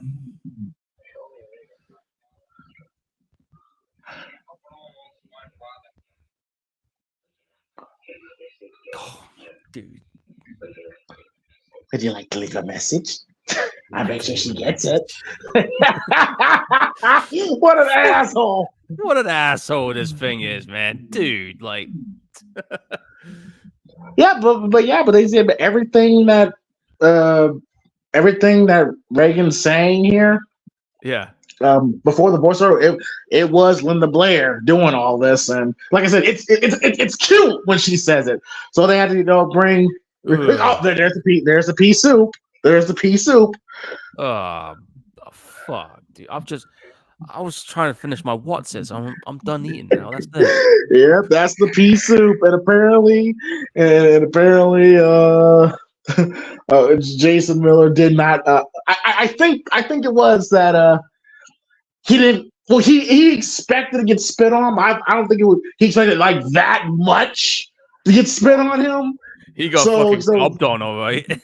Yeah, so I think it's like he was like legit like angered, and I think he was legit pissed at freaking for Yeah, that because he must. because freaking didn't tell him how much he's gonna get spit on him. So when he kind of like wipes it away, like that's like his legit reaction. Like he's legit disgusted.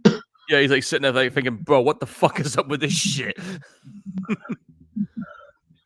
But yeah, yep, that green slime was pea soup. Well, I'm done eating what's for the night, guys. Thanks to that. I And was enjoying those too. once again in 1973, like I'm pretty sure that made people sick seeing that. Oh, I'm no doubt they were puking them all over themselves and sick bags and whatever, you know. Probably puking in their purses, just if it was a female, you know. Yeah, because like when you take something like religion and you take something that's been that many people in America has been taught and held sacred, and you have a movie like this where it kind of like flips it on its head and pretty much everything you thought you knew was a lie and all that stuff. Like that shit was crazy. That's why people were scared. It's not so much of Reagan and the turning head. That was frightening, but it's just it was just the idea that people would do this type of movie at that time. It just made people made people go into shock. Like, oh, I can't believe this is happening, right? I can't believe they're doing this. Like this movie opened the floodgates for a lot of stuff, man. It really did. And nowadays we're desensitized, but yeah. Nowadays I'm just like, you know what, whatever. I've seen it, been there, done that. But yeah, seriously, I've seen it all. You know. Yeah, well, we could say we definitely did after watching Terrifier 2, but you know. And by the way, one of the more creepier scenes that nobody talks about is about to happen. Oh, this bit coming up? This one of the most creepiest scenes. Look, bro, yeah, you're about to see it. No, I'm waiting. Let me know if you see it. I'm waiting. Okay, he's crossing the road. He's heading into... Well, there's a cop looking in the reflection. Uh-huh. Silhouette in the window. That was it, wasn't it? The silhouette in the window. Yeah. You want to know why? Because that's Reagan's room. Yep. And it was just moving past like that, yeah. So that's pretty much telling me that Reagan is walking around that fucking, or looks like she's gliding around that room. So she could get out those tracks if she wanted to. She's not human anymore. No, that's not what I'm saying. Like she's saying, like, untie me, undo these straps. No, she could if she want to, because we just saw her in the mirror. Yeah. That is the part of the most creepiest scene. And plus, that's a great shot. Very psycho-like. But that to me is scary as hell to think about. That when that door is closed and no one's checking her, she's just gliding around that room. Yeah. Terrifying. And now, in his face and right now this is when Damien is slowly starting to get it back. Mm. It's start. He's still skeptical. But it's starting. His restore back into faith is starting to come. It took something extreme like this possession to, for him to get that back. Yes.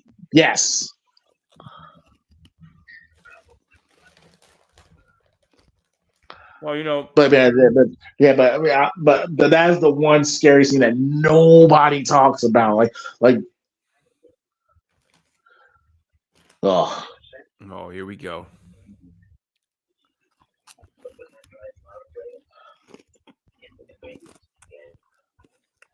I love this scene.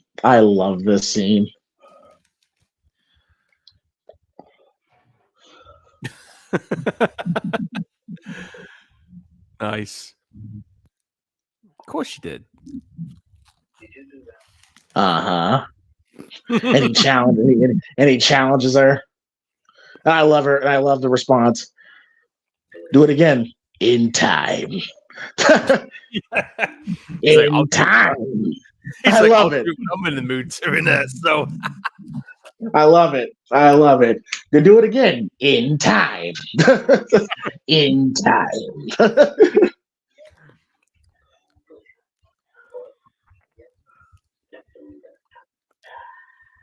dude, her voice sounds like she's had like razor blades for breakfast. Uh-oh. But watch this scene, but it's Linda Blair's real voice, and then make your own conclusion of what's better. All right, because it's on YouTube.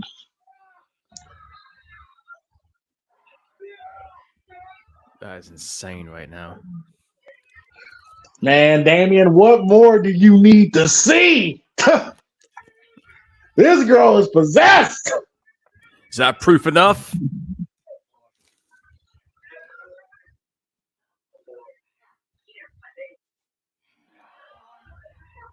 Whoa. Bro, I cannot imagine. Bro, I cannot imagine people in the movie theater watching this, bro.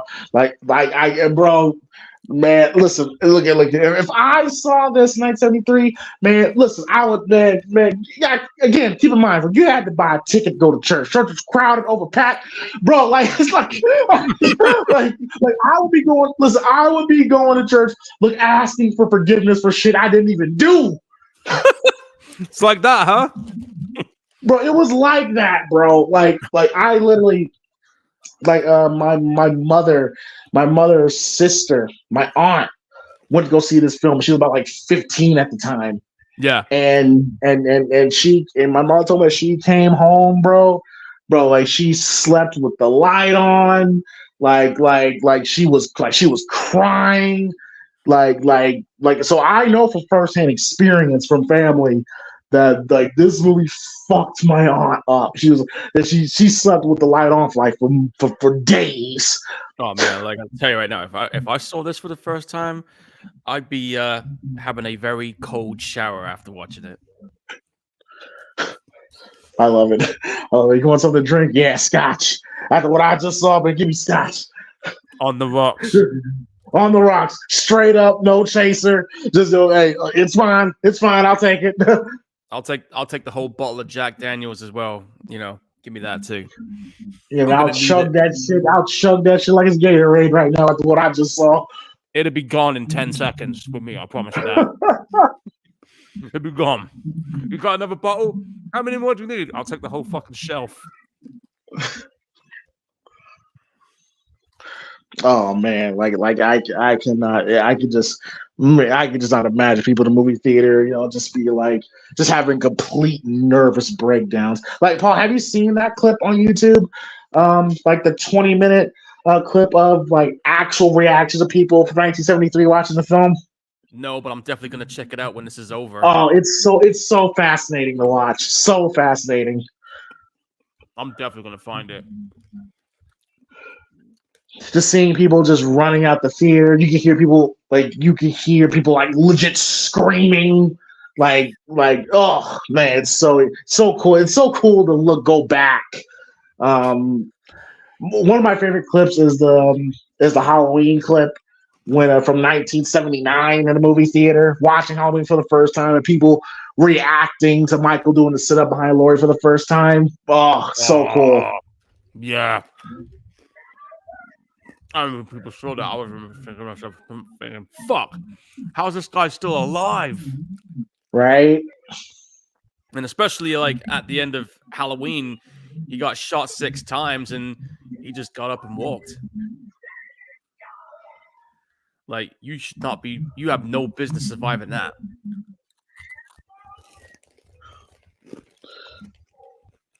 Yeah, Father Karras is listening to the exorcism on the tape recorder, those old school tape recorders. Oh man, those things are ancient. We haven't seen one like that since that Record movie. Yeah. You see, he's jumping. He's jumping. See, this is why you don't listen to shit like that by yourself at nighttime. It's a good bedtime story. Oh man, I'm throwing that shit out the window. Like I don't need this. I don't need this on my soul right now. Man, it lands on top of somebody's head. Oh, he threw that on me!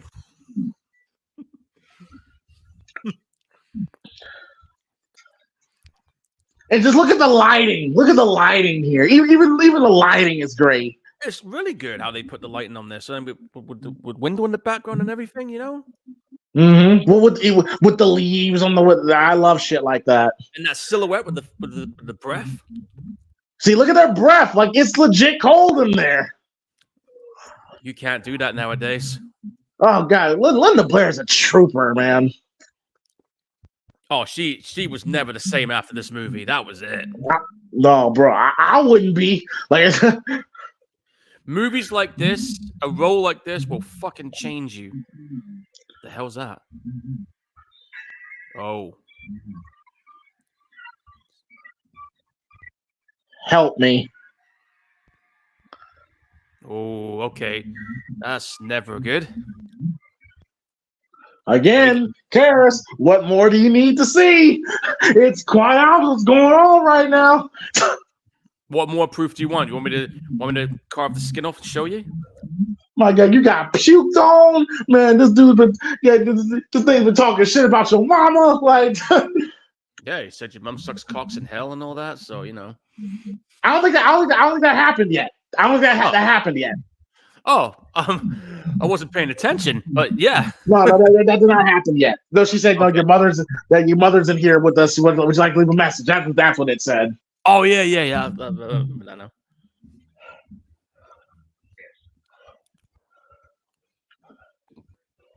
Come on, man! Yeah, you got enough proof. How much more? And now he's gonna go forward with the exorcism. Yeah. And this is where Max von Sydow. Again, he is the exorcist. He is the guy. And we only saw him in the very beginning, and we're about to see him like 50 minutes later. Yeah, with that iconic scene that's coming up real soon. Probably one of the most iconic shots in movie history. I mean, it's even the front cover of the DVD case, for crying out loud, and the poster. Oh, hey, well, the theatrical poster, yeah. Yeah, everything. And I've seen that image referenced numerous times on other forms of media, like I told you earlier with that band Exploited. They did the same thing. And think about this, Paul. The shot is not wrong at all. It's like a 2-second shot. No. Like it doesn't actually sit on it. It's like a 2-3 second shot. Yeah, but that 2-3 seconds is what makes this scene very iconic.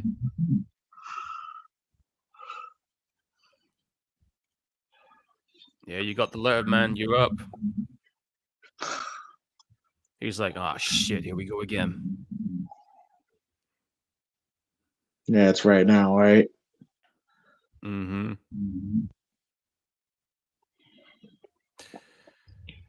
Go grab your briefcase, dude. It's on.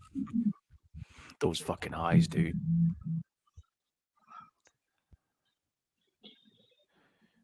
You see how foggy right here. How foggy it is, yep. That's how foggy Venice was for a couple of days. Yep, but here it is. The most iconic shot right here. Now our thumbnail. And the thumbnail. And look, it's not a long shot either. There you go. Like the light coming out the room where all the chaos is. Yeah. Oh, beautiful. Beautiful. It wasn't long. It was not long. Yeah, and those eyes, man.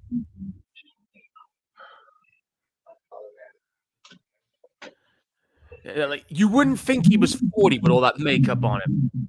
I know, right? Like I buy that he's like 60 years old. Yeah, like, what the fuck? Oh fuck! If that was me, I'd be like, shut up, I'll get you in a minute. Oh shit! Oh my god, man! Yo, I go with you, man. I would have been scared to fucking death in this film, man. Knowing me, I'd be sitting there glued to the screen. Oh shit! Oh god, the old typewriters. We didn't have laptops back then, folks, and the old shitty radios. Look at that small microwave over there. I know, right? So you can't fit a pizza in there.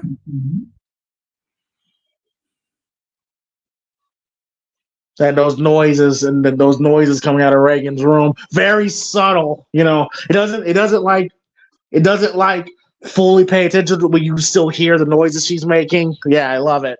It's such a cool moment. It's creepy. It's creepy as fuck. Like, how do you explain shit like that to yourself? Like, how do you try to justify or rationalize it? You can't.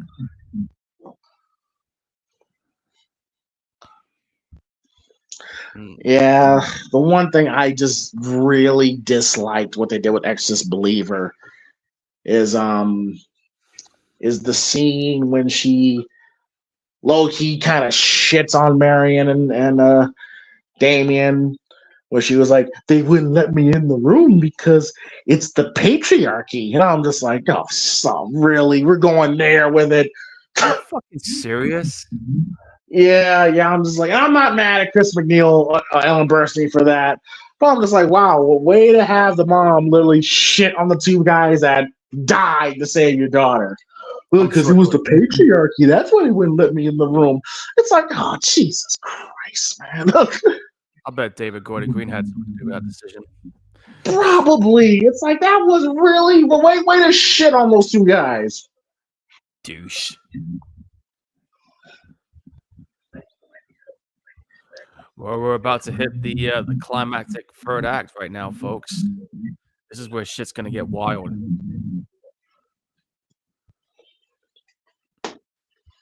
And again, like there's no gore, there's no violence. It's just an exorcism, very simply done. But wow, those noises. Oh, sounds like me on a bad morning when I'm trying to have a shit.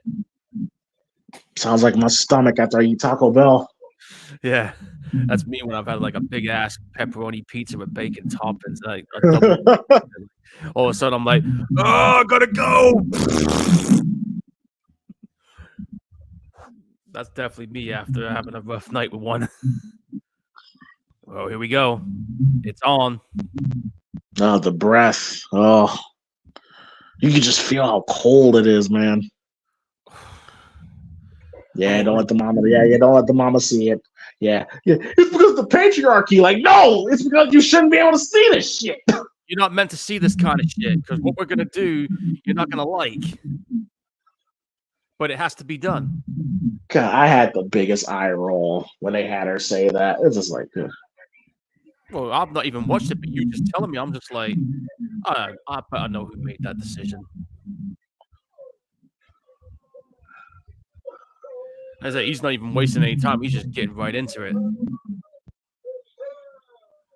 But again, like you just feel how cold it is. Oh shit! Nasty ass loogie. That is just nasty, man. That's nasty shit, man. Oh, we're gonna have problems. That was me. Fuck the Exorcist. I'm beating the brakes with someone right now. And the thing that she's doing with her tongue, it's like it's so uncomfortable because you're a little girl shouldn't be acting like this. Exactly. Like I can see why people were so freaked out. Dude, that fucking breath. Jesus. Oh, yeah, their breath. And I love the shot. It feels very confined. Like it feels like we're in a tight space. You know what I mean? Like we're in the room with them. It's uncomfortable. Yeah.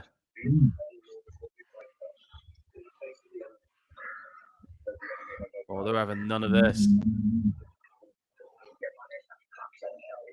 There you go. I heard that.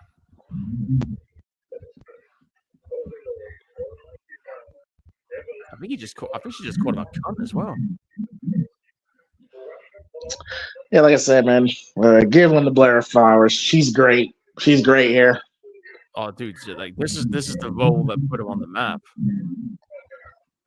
Well, I wouldn't say put her on the map. She didn't really do anything after this, but For the time being, I mean. yeah. I mean, she's only like 65 now, isn't it? Yeah, she never really had the A-list superstar run that you think she would have, but like I said, she was a girl that liked the party back in the day, and yeah. Oh, another one of them stories. Yeah. Some people just. Yeah, I think the song. I think "Super Freak" by Rick James. She's a super freak. I think either that's about. I think Rick James wrote that about Linda Blair, or Cold Blooded. It was one of the two. It was Super Freak or Cold Blooded that Rick James wrote that song. Those songs with Linda Blair in mind. All right. She's a very kinky girl, the kind you don't bring home to my mom. I'm like, damn, Linda, shit. I saw that face again. Yeah. Fucking tongue. Did you see that? It was like a bloody serpent's tongue. Ooh. Okay, that's not normal. People are gonna listen to Super Freaking Cold Blood by Rick James. Not the same anymore. Yeah, it's about Linda Blair. One of those two songs. Oh, there's that green. Oh, it's coming out. I don't know why, but when I see that green slam, I'm thinking demons at that point. You remember that? When they start turning.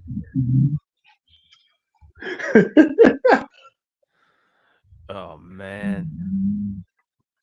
Can you just imagine how cold it is in that room, man? Oh my gosh.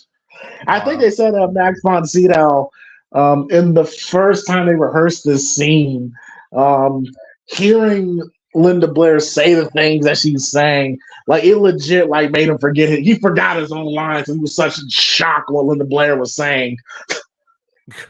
I'm not surprised.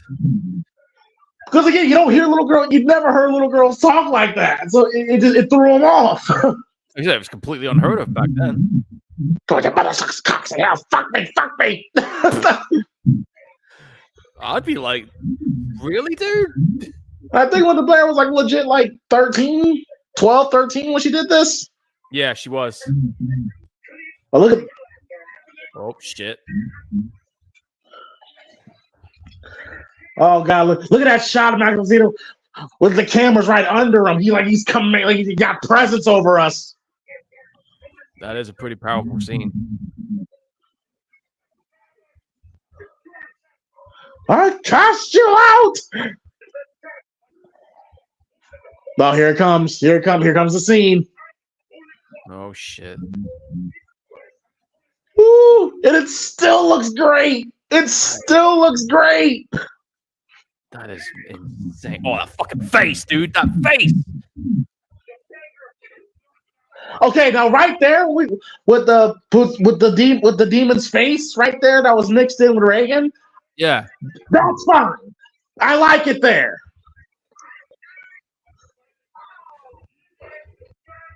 Oh no, her eyes are gone dead white. Oh, look at her face. Oh my god. Shit. Like I said, man, again, imagine seeing this 1973.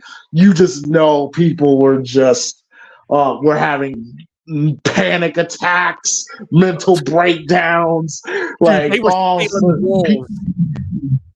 bro, they were running out the movie theater. Oh my god, what I would give to go back to 1973 to see people watch this movie for the first time. Like I said, I would love to be a fly on the wall to see that.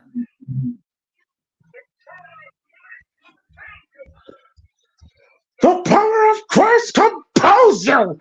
Just the emphasis on compels. Yeah. The Christ compels you. At least these ones did it better than Ghostbusters. Oh Lord. You knew I was gonna go there.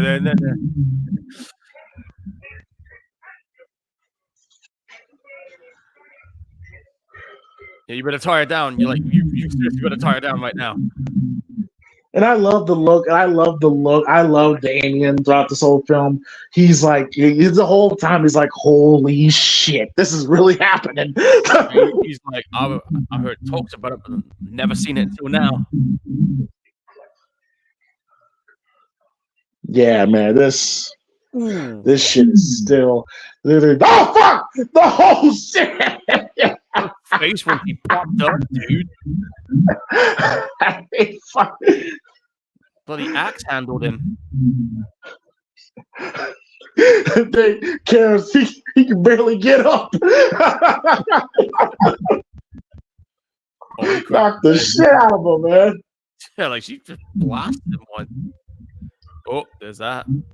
Oh, I love great shot. Great shot. That was good. That was good. Reagan with her hands in the air, looks like calling for Pazuzu. Oh, great shot. So many iconic shots, man, in this movie. Oh my god. You know what I like about the scene also? No music. No music. Again, it's authentic. It kind of feels like a documentary. That's what I love about it. It has a documentary style to it where there's hardly any music throughout this whole film. No, I mean, like, I rarely heard any.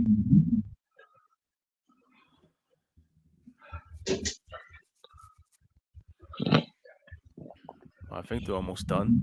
He is freezing his nuts off, and I'm not surprised.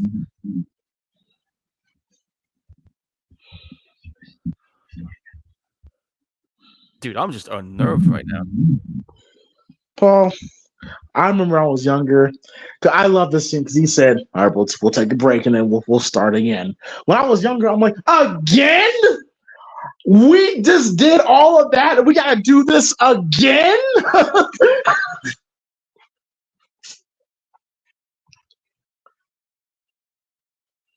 Like everything that just happened, we gotta do it again. That is crazy.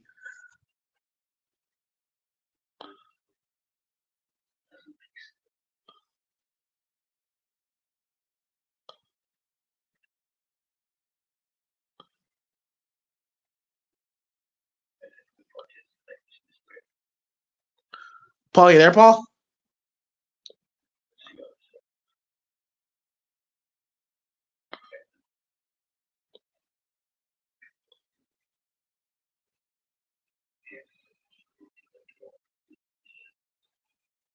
Can you hear me, Paul?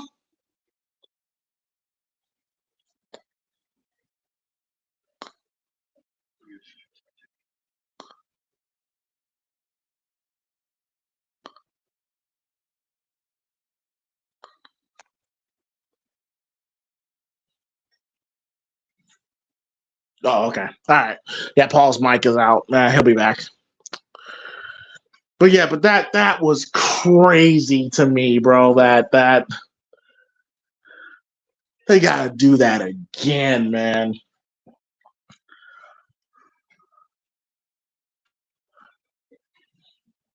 Yep, Karis is going back into the room. Yeah, the makeup on Max von Sydow is fantastic. Greatly fantastic. Buy that's a but you hear what I said, Paul? Yeah, I heard you, but for some reason StreamYard has been fucking with my mic and then it decided to mute me. Oh yeah, not a demon's fucking with him. Yeah, Demon's playing mind games right now at this point. Yeah. You're not my mother! Yeah, that's a scene. Yeah.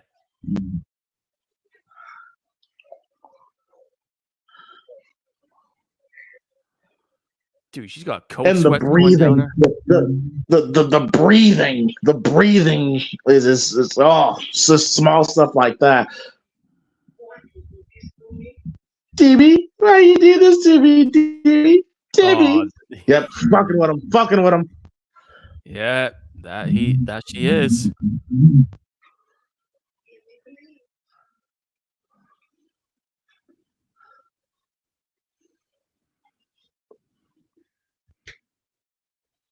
Linda's face. God, that was such a trooper, man.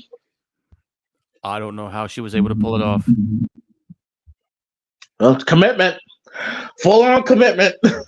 Yep, that's the sign of a true actor right there.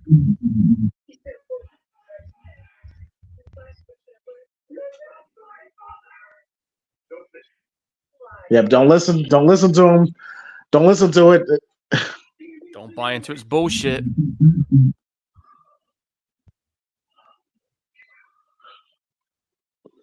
Yeah, follow Mary. It's like, yeah, Damien, get on out of here, man. You can't handle this right now, man. Yeah, like you need to go home. Yeah, you can't handle this, man. Maybe. Well, this is where we're about to get Damien's arc coming full circle because Marion and Damien they know they know that they're not gonna make it through this alive. They know. Yeah, they know the deal was up. Yeah, they know the deal's up, man. All right, Priest, what are you gonna do? What's your move? Man, I'll be shitting my pants, bro. I honestly wouldn't. I'd be scared to death. I would not be able to be or to do an. I would not be able to perform an exorcism, man. I'd be too scared. I wouldn't be cut out for the job.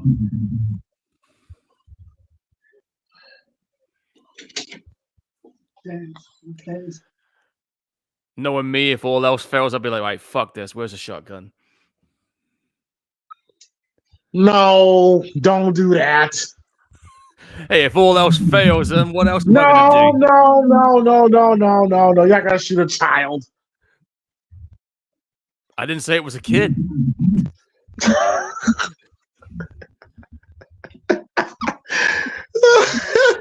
You were assuming that, but you know. He's got a gun! Damn right I do.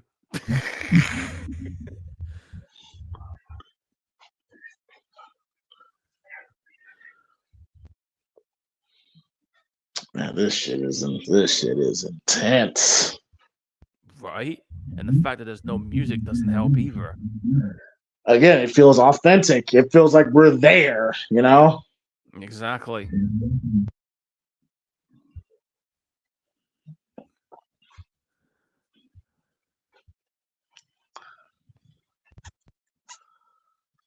You just feel so you just feel so sorry for. Yeah, but this is the moment. They say, is she gonna die? And then Damien's like, no.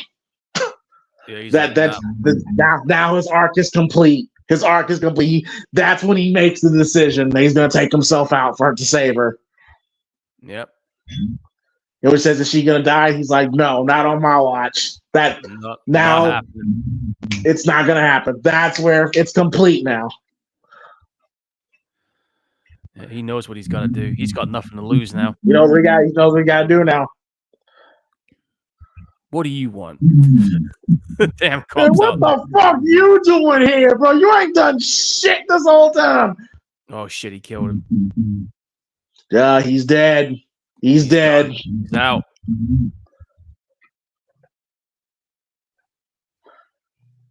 That face, man. He's just sitting there like, yeah, I did it. It's just like, yeah, and what?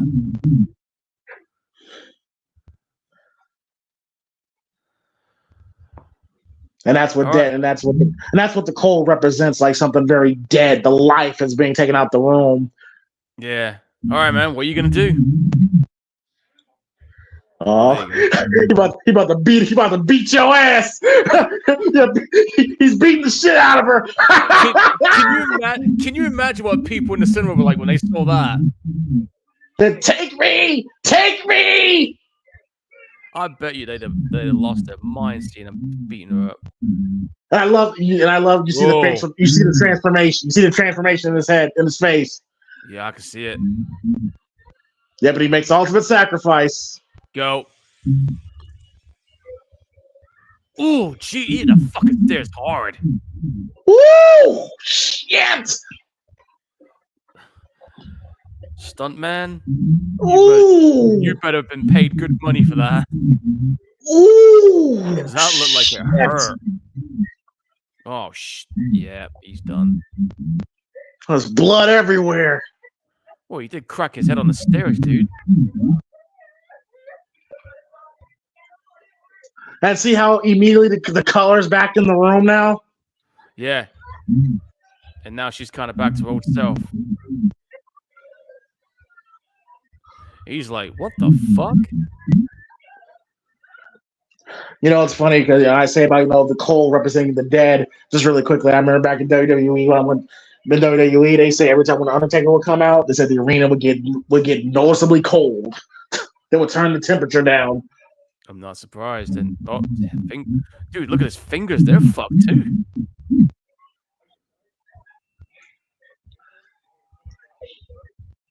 But Karis made the ultimate sacrifice for a little girl he never knew. Like that's what makes his character my favorite, because he got his faith restored and he made the ultimate sacrifice. To me, he's a hero. He's the true hero of this movie. He did what he had to do. Yeah, that is the same stairs from Joker. Just looking at it now. Shit. They're moving out. No, I don't blame them.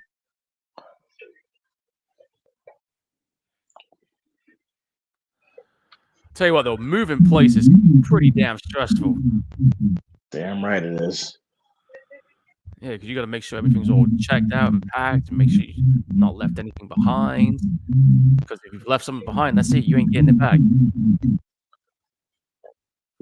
The nanny's like, man, I ain't fucking with y'all no more.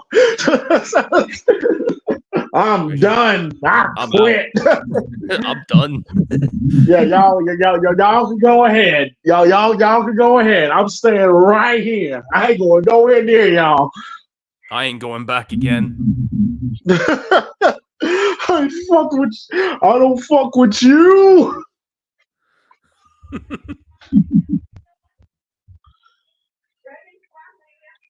I think what they say is that Reagan has no recollection of what happened. No memory. No memory, but I think she knows she may know something have happened, but she doesn't know what. According to Reagan, she probably just fell into a coma and just and just woke up. You know what I mean? Like, we don't know what she was going through. Then she's going to be asking herself how to explain all the cuts and bruises and a sore, you know what. But look at Reagan's face. She's fixated on the collar, and then she goes for the kiss, hugs him and kiss the like she knows something happened. Yeah, she knew. She knows something, but she just doesn't know what. But she knows a priest saved her, so she went to go kiss the priest. Even though this priest had nothing to do with saving Reagan, but it's just the symbolism. Yeah, exactly. Lot of symbolism there. And that.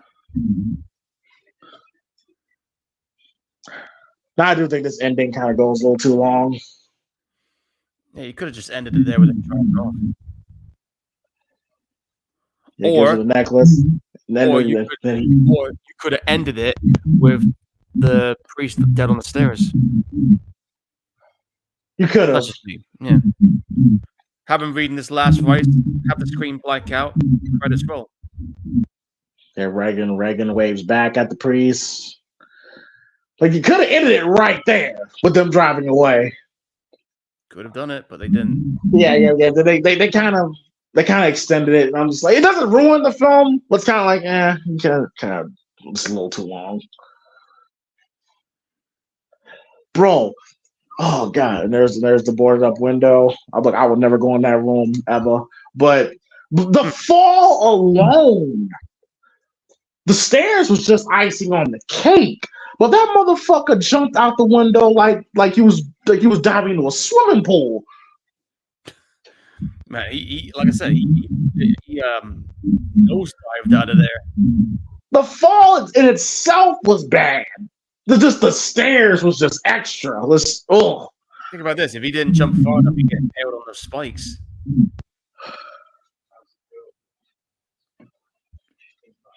Because I mean, he must have really like gunned it through that window just to make it upstairs.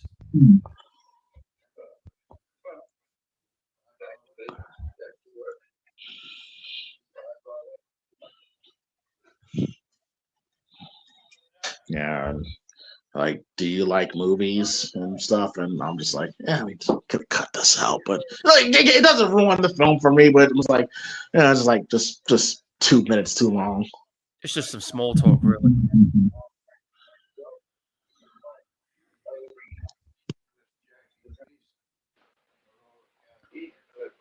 Jackie Gleason, Lucille Ball. I remember him smoking the Bandits.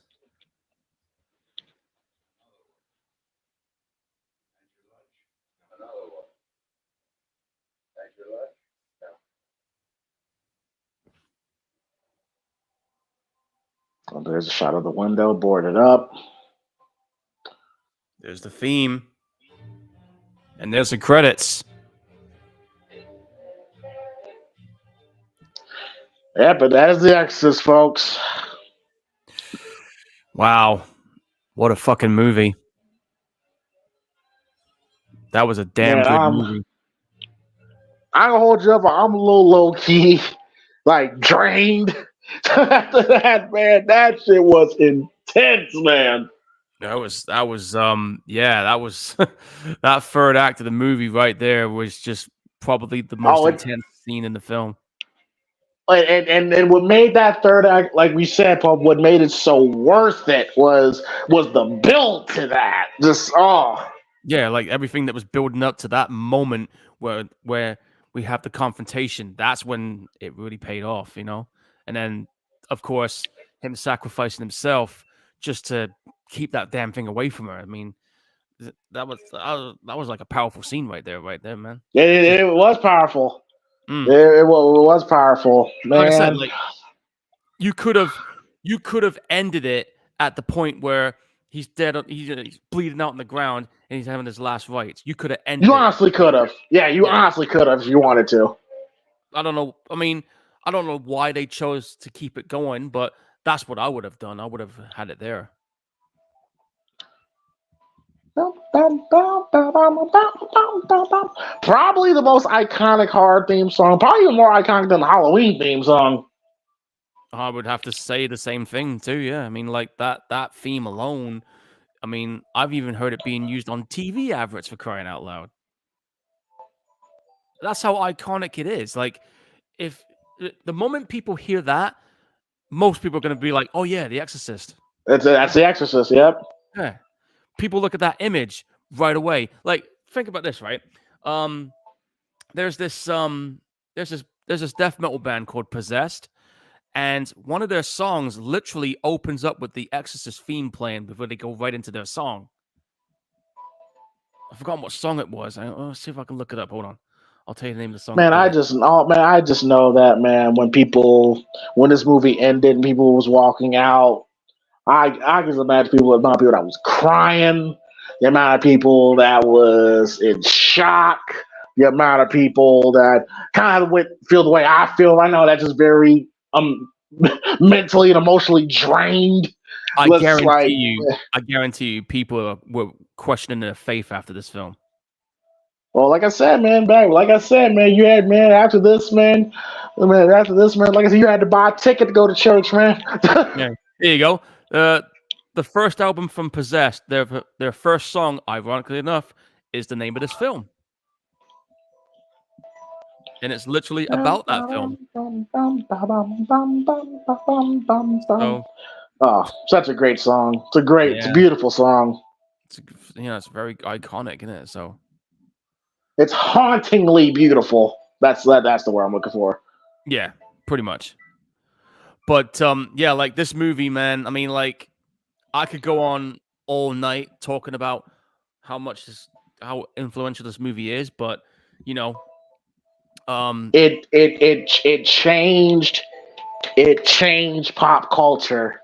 Like that's when you know a movie is a classic where it legit became pop culture. Kind of like how Jaws became pop culture, and this movie it's one of the greatest movies of all time. It's still great to watch now. Aged beautifully. A movie that's 50 years old and it aged beautifully. Um, this movie's fantastic. Paul, any final thoughts before we get on out of here? I'm just trying to think right now because I'm still kind of like in awe of what I've seen. Just everything about this movie was like pitch perfect in a way. I mean, like the cinematography, the characters, the acting, the performances from everybody. Just I don't know why this movie seems to have hit all the right notes with me. And as you know, I'm pretty selective when it comes to like possession movies, but I consider this movie like high up on the list. Like this to me is like one of the Oh, best. it's the greatest. It's the greatest possession film of all time. Like Yeah, like in this that is sub in that sub genre, it's the greatest of all time. yeah, it's right up on the top of that list. This movie is the fucking blueprint for it, and I will say that all night long because that's what it is. This movie is a solid gold classic, and it's I mean like it had sequels, yeah, but none of them will ever top this movie. I don't care what anyone says to me. I mean, the third one was good, but the original is where it's at, folks. So 10 out of 10. Whatever score can I give it? As for me, this movie's fantastic. Like I said, from the score, from the multiple great shots of this movie. Like you got this shot, you got this.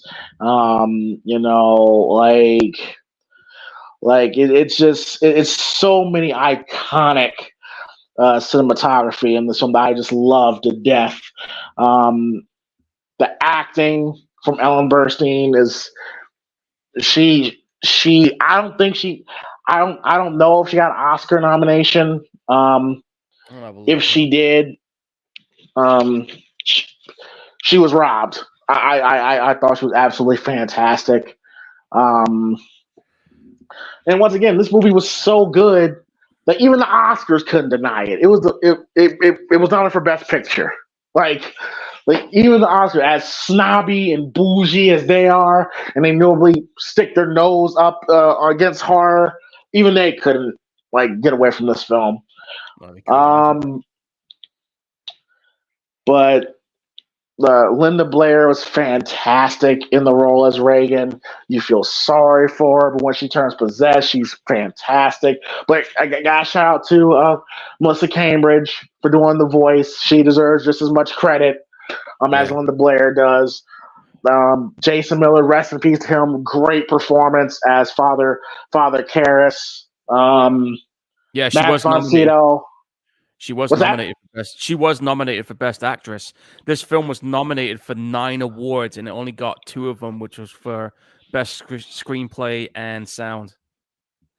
Okay. But it definitely was nominated for the top prize. Absolutely, well deserved. And again, it has aged beautifully. It came out in 1973, 51 years ago this year, and it has aged beautifully, man. It's a great movie. all-time classic film, one of the greatest films of all time, and that was a hell of a fun time watching this movie with you all. Yeah. Yeah, like I said, I'm mentally drained. So so Paul, go ahead and tell the fine folks what movie we will be watching next week. Well, next week we're going to be having another round with the Tall Man and his killer balls. Phantasm 3 is going to be our next pick. Phantasm 3.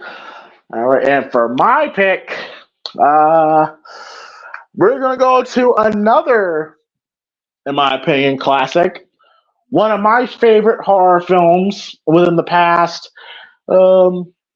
past decade, Oh, okay. and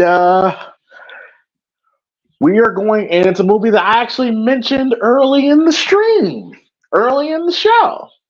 Oh. And we will be watching after Poltergeist, Phantasm 3.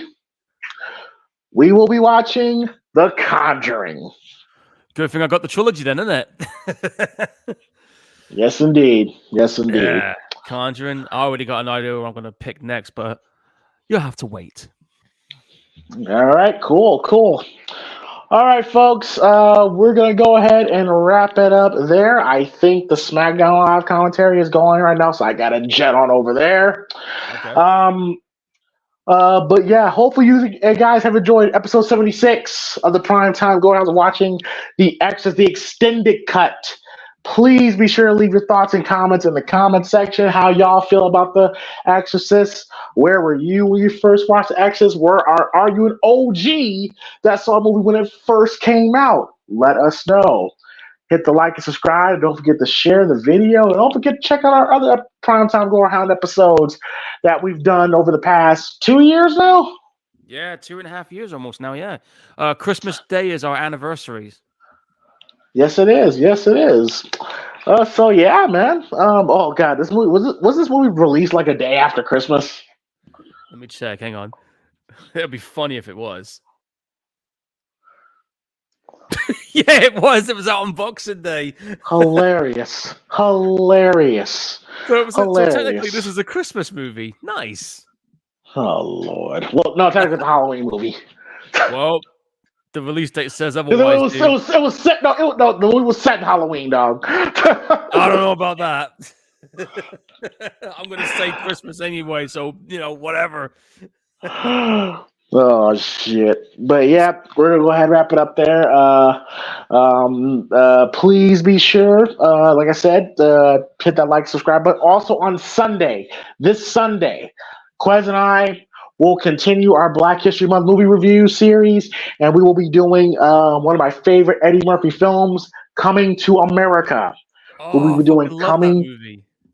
Yes, Coming to America will be the movie me and Quez will be discussing on Sunday, and of course, next Friday will be God damn it! Phantasm. You see, this movie fucked me up. Phantasm 3, Lord of the Dead. Phantasm 3. Yes. You see how I feel right now. Imagine what a bunch of people in a room full of movie in the movie theater felt. I know, right? Man, but yeah. So we'll see y'all next week. Paul, tell them where they can find you.